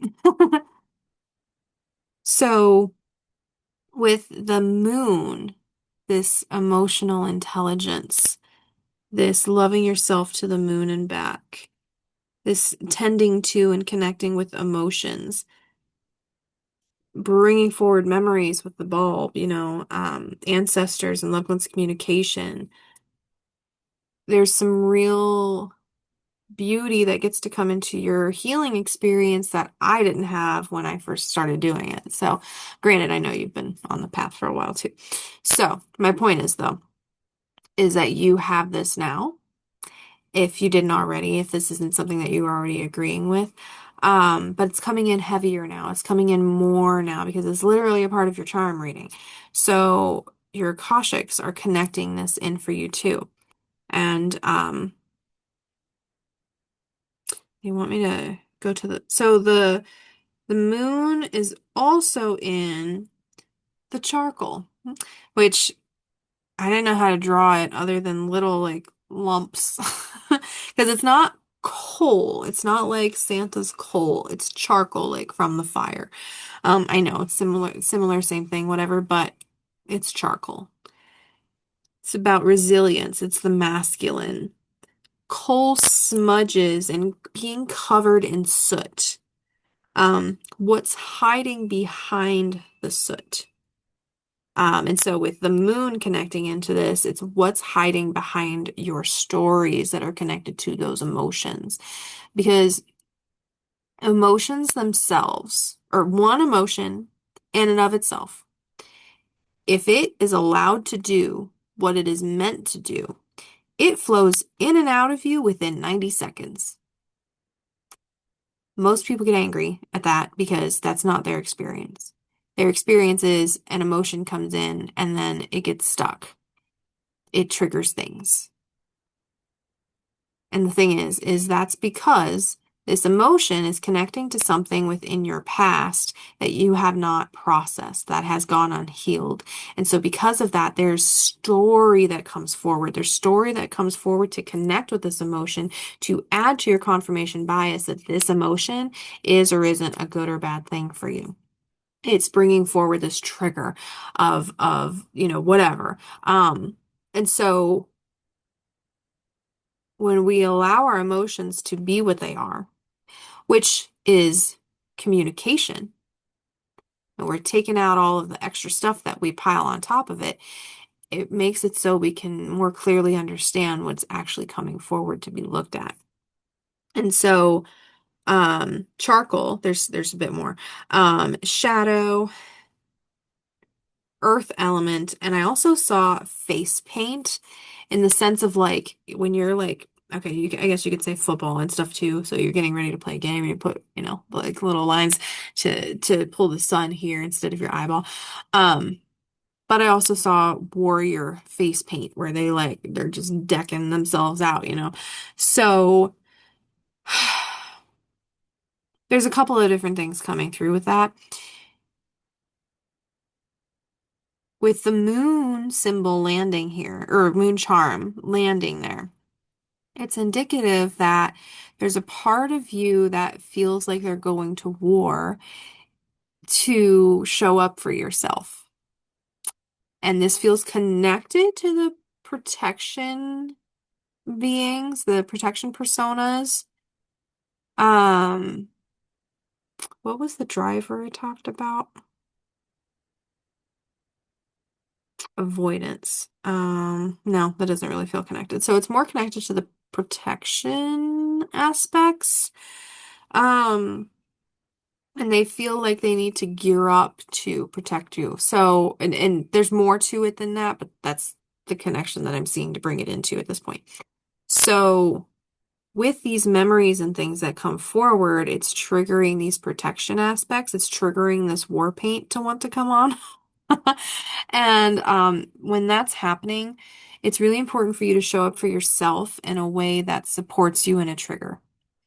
And so, like, I don't know what that looks like for you now, but what's going to be helpful is the sacred pause. That's what I call it. I don't know what other people call it, but when I am feeling triggered, what I do is I pause. I take a deep breath, maybe a few more, maybe 10. It just depends on how triggered I am. Taking deep belly breaths into your low belly, not your chest. It's important to be in your low belly. And then if it goes up into your chest, that's fine. But you always want to anchor it into your belly because you're anchoring it into your lowest part of your system. Your root is right below the belly. And so you can intentionally, like, I'm anchoring into my root. I'm anchoring into my safety as, you're experiencing this trigger. I am safe. I am safe. I am safe. You can say that to yourself, whatever. Taking those deep breaths, taking a bit of a step back to pull yourself not necessarily out of what you're experiencing, but it creates this ability for you to be an observer of it rather than stuck in the experience of it. Because when you're in the experience of it, it can be really difficult to see like these bigger bird's eye view perspectives that are going to assist you in actually moving that and healing that. And so when you can be in this more of an observer space, connecting into your consciousness through that avenue, it's assisting you to understand the situation more. Oh, I'm not actually upset about what's happening in front of me. I'm actually really upset about something from the past, something that happened when I was a kid or another lifetime or whatever. And this in front of me still may not be that great, but it's not, the reaction that I'm having is not specifically connected to this. It's amplified because of all this other stuff that's coming forward. And so,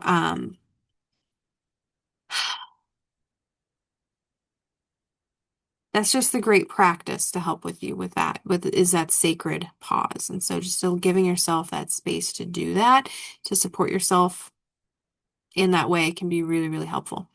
And, how you move on from that point is fully dependent on what's going on and whatever. But if you're being asked to give an answer when you are in that state, I would really recommend that you say something along the lines of, you know what, I need to get back to you. I don't have an answer for you at this time. And if that's a and you don't say this, I'm telling you this, if that's a problem, I mean, it depends on the situation, I'm sure. If it's an emergency or something, then you probably need to give an answer then. But an emergency is really dependent on the viewpoint because it could be an emergency for them, but not an emergency for you. And so there's a lot of nuance there. So I do just want to say, like, not to people please in that moment, but to really be there for you. Be the person that you needed when you were that child that was experiencing whatever's being triggered at this time. Being the person that you needed then. Being the support that you needed then. Because more often than not, and I'm not saying that trauma itself isn't bad, of course, or whatever word, what happened to us does matter. However, what tends to matter more is the support that we did or didn't get in that situation. Because if you think about it, if you experience something really traumatic and you have amazing support, then it's not as difficult. But if you go through something traumatic and you have no support or even negative support, you're going to have a much harder experience than if you had support. You know what I mean? So, that's coming through too. So lastly, the winter goddess is right there next to your moon and pine cone. And she is in the snowman and the charcoal. Interesting. So the winter goddess is bringing forward your dreams, cyclic growth and connection, winter magic. Wave your snowflake wand and soar. Um, Authentic and intentional presentation. How one shows up for oneself and others. Words, values, actions, all aligning together. Winter shadow having space to be held. All of that is coming into your snowman, which is play, fun, whimsy, inner child, and the water element, which is again connecting into the emotions. And the charcoal, which is that resilience, the masculine. So we've got both feminine and masculine here. Coal smudges and covered in soot. What's hiding behind the soot? Darkness, shadow, face paint for the whatever event that is, the war paint, earth element. And so again, the shadow or the charcoal here is bringing in shadow, and the winter goddess is bringing in winter shadow having space to be held. And so this is really feeling like a summarization of what is coming forward for you here to be navigated. Because again, she's bringing in this cyclic growth and connection and having you do so through the two avenues of the snowman, which is fun and play, inner child, and then also this resiliency within the charcoal. Um, and so the authentic and intentional presentation and how one shows up is it's about how do you show up for yourself? How do you show up for others? And so it's again this support, this being the person you needed as a kiddo. Which is so funny because that happened right before I started talking about her. So I love how that flows. So I did not forget. I didn't even need my note. We're gonna do a quick clearing here with the dragon, and the winter goddess wants to come in to support you and your inner child too. Um,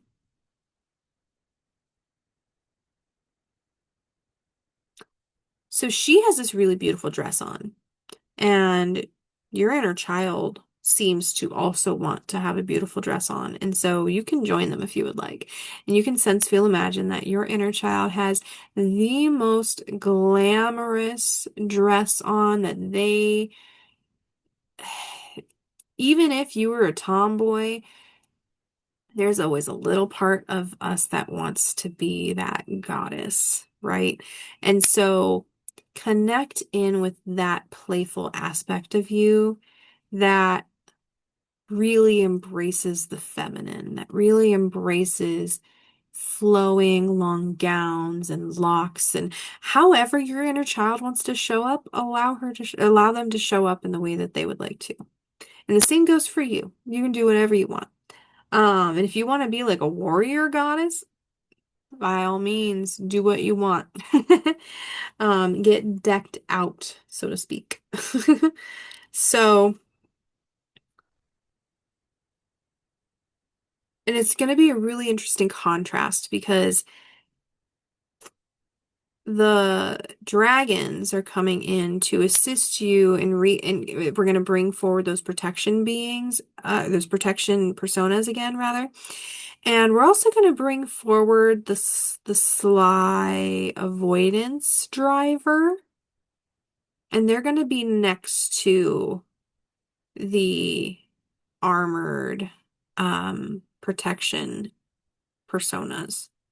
And so if you want to take a deep breath, lean back in your seat, gently close your eyes, just being in the present moment,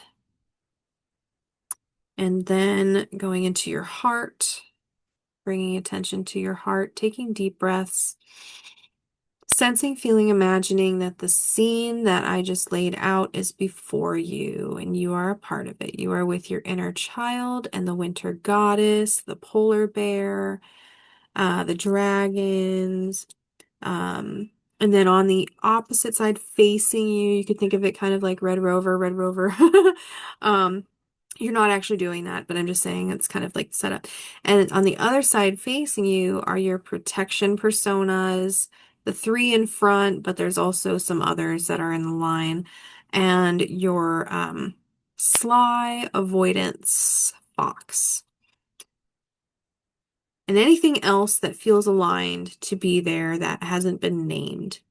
So if there's other lifetimes, ancestors, anything that wants to be a part of that over there that feels aligned with receiving this healing, this clearing, and know that you and everyone on your side is going to experience it as well. It's just the parts that are playing these protections and whatnot it's important for you to be looking at them as they experience this.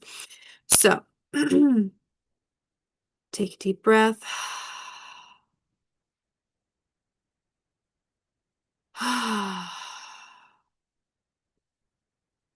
The dragons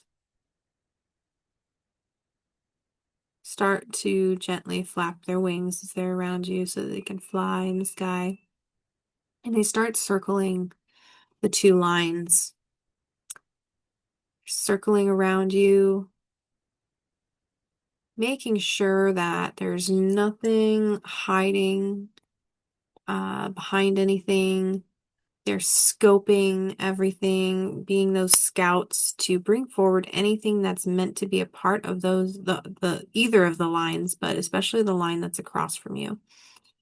Really bringing forward anything else. And there's some stuff coming out of the woodwork here that's walking up toward it because the dragons are like, you get in line. You are supposed to be over there. And so sense, feel, imagine, all of the beings or whatnot are there. And there's like this protection around you and them, so like they can't do anything that would change anything. It's they are there to receive the healing and the clearing, as are you and your line. There's some light language that's coming in first. Don kondroko shindia minakanolia makatondo e shindia kala nia kanono konor shindikitia. Kokoi and the Malakatondo Shupupupo Shindiketa Nokoti Manakata Lokotondo Lokototo Rokshin Yamkaka Nana Kando Jambana Niakoko and Shondo Kana. Kushanaki and Lakotondo mi and Niketon Shkondor Koton Titi Lakatondo Torkotongo Shindiabakaka. Take a deep breath. As the dragons are flying around, they get a bit closer so that they can hover over you facing the opposite line. There are at least 2 dragons. I'm seeing 3 main ones. There may be some others as well, but those are the 3 that I'm seeing. So they have their own ancient light language that they are speaking now, and some of that is coming through me.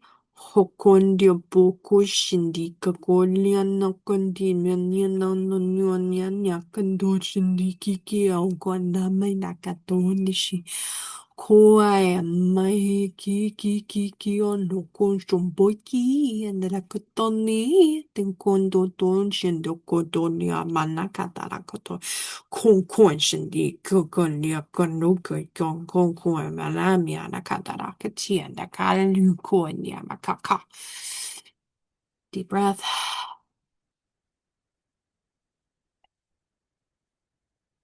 As the dragons are hovering over you, they begin to breathe their icy breath on the other line. As they are doing this, there's more light language. The winter goddess has her light language coming through. Kiututia shandiakon.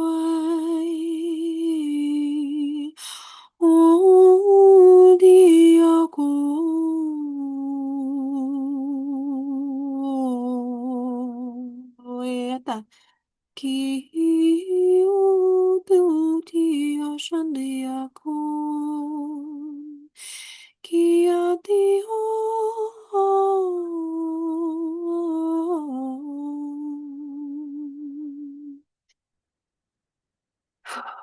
As she's doing that, she has her magic snowflake wand in one of her hands outstretched, and she also is beaming her winter magic onto the line that you are in, and she is helping you in a more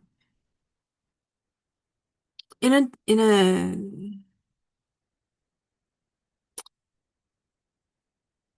a way that your line is aligned to receive.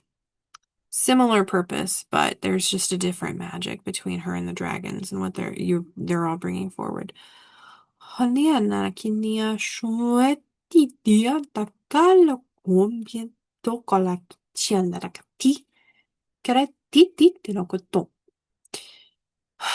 the dragons are breathing their ice breath onto the opposite side of you, you notice that the beings in front of you are becoming frozen. They are becoming frozen to shed. The dragons stop breathing their fire, or ice breath, sorry. And everyone that was in that line is frozen. They are safe, they are safe, they are safe. And they know that, and they are frozen. What this is doing is clearing out what is no longer aligned to be a part of these aspects, these parts of you. It's time to release that decay, to release and let it go, transmute it into things that are actually serving you. Take a deep breath. Wania nia kanishia kanya konya manaya koalama ki donjian konchian nia koi wania konami shi ando koi ando shi kombia da tia kombia shui kia loya niaka Kokia shandia manaya konia lokoish koiria shoendia kumba koyama tia shondia konia koleamana. Deep breath.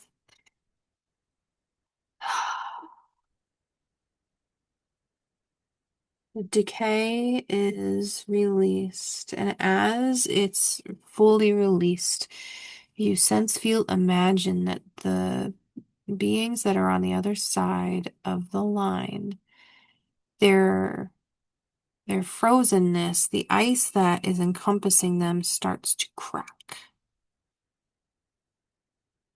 starts to chip away, starts to crumble and melt. And as it's happening, the winter goddess is sharing more light language to assist their integration, their healing, so that they feel even more safe. And then if this feels good to receive on your end, you're more than welcome. Hayakubi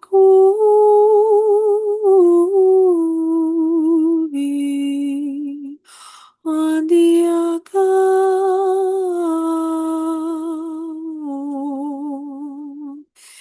Shiakundi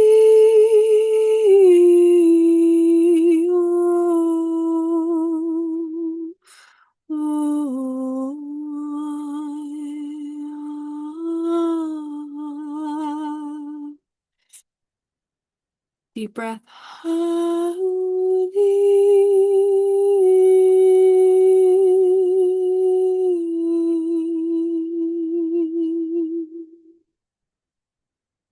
Deep breath. All of the ice has fallen away, melted away. And the beings that you see before you, sense, feel, imagine before you, are not the same as they were before they were frozen and releasing of the decay. The beings that are before you are wearing much lighter armor, the protection personas. The sly fox is more grounded, is feeling like they don't need to avoid to such a degree anymore. I'm not saying it's completely released. There's layers here. But what is ready to be released has been released and transmuted. Mama Gaia has absorbed the water and is transmuting all of that into authentic love and light and things that actually serve you. And so what's important for you now is to connect with these protector personas for that are now operating with this lighter armor. And let's set the intention here that this experience has brought them up to speed so that they are understanding of what's been going on. They have more of an idea of what you are needing them to be. And so this is where you get to come in and set some intentions with them, have a conversation. You can bring them into your heart like you do your other bodies and connect to these protector aspects of you and set intentions with how you actually want them to show up now. how you want these protector aspects to show up. Instead of blocking you from different downloads, from different spiritual connections, from accessing parts of yourself, they can actually help you to make sure that you are accessing aligned information, information that is authentic to you, that is important for your next steps, that they are doing this from a space of calm and groundedness and peace, and that they don't need to just jump to a savior mode. They can be more on call, so to speak. In the background a little bit more than they were before. And the polar bear, you can connect with the polar bear spirit animal and have a discussion between them, all of you. And this, you can invite the fox too, because I feel like the fox would benefit from this conversation. And just connect and bring your inner child forward so they feel safe. Your mental body would be a good thing to bring forward too, and your ego, because all three of those internal bodies are going to be important for this connection. But just having this conversation, um, to bring forward a more intentional connection and practice with how you want to move forward. And so, just so you know, this was a really like, this is something that we do in a healing session in the Akashic records, is dealing with different personas and different aspects of the inner self. Um, and this was a different way of going about it than I usually do, but these sessions have turned into this, so it's just kind of funny. But anyway, this is a beautiful way that you can connect with them. And so let's take a moment to thank all of these beautiful aspects of you, of all of your internal bodies here, all of the protector personas, the driver box, all of these different things, these different ancestors and things that came forward to be a part of this for and with you. So thanking the winter goddess, the dragons, Mama Gaia for coming in and helping to transmute.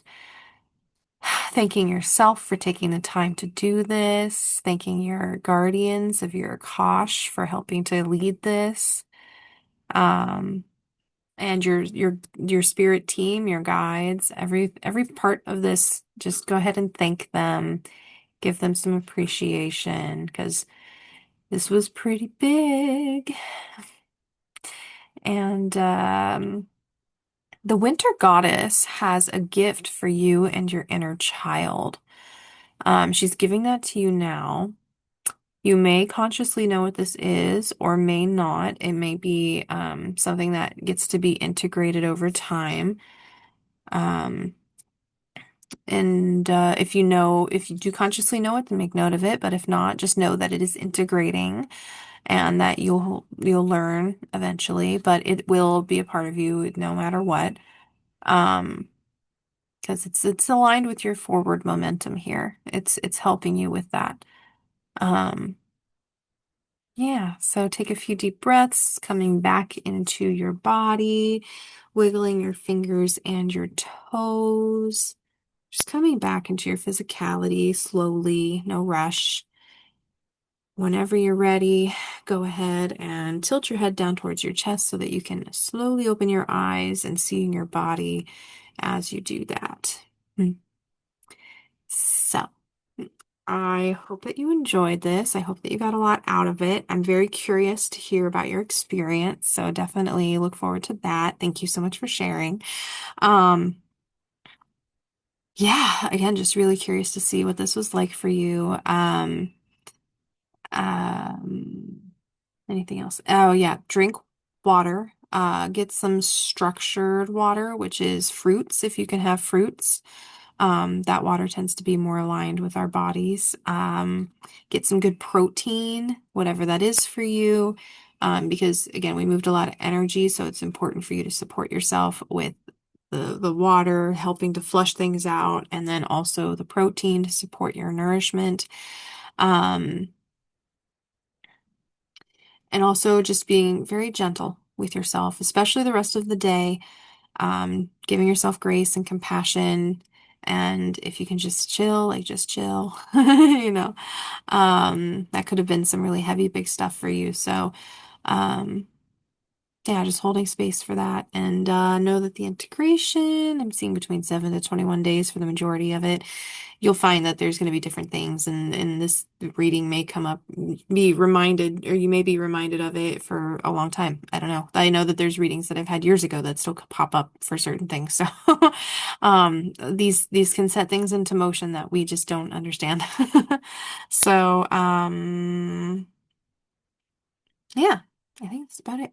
So if you did enjoy this, I would so love and appreciate if you wouldn't mind going to my business page on Facebook, Angel Light Energy. There's a space to leave reviews. If this or if like I said, if you did enjoy this, leaving a review would be amazing. And if you wouldn't mind copying and pasting that and putting it into Amy's group or my group, Divine Healing with Angel Light Energy, that would be just fantastic. Don't feel like you have to, but I always like to mention it just in case. And if you need help with that, just let me know because I know that that can kind of be confusing sometimes. But yeah, so like I said, give yourself a lot of gentle grace and compassion. I'm sending you lots and lots of love. And yeah, I hope you have an amazing rest of your day.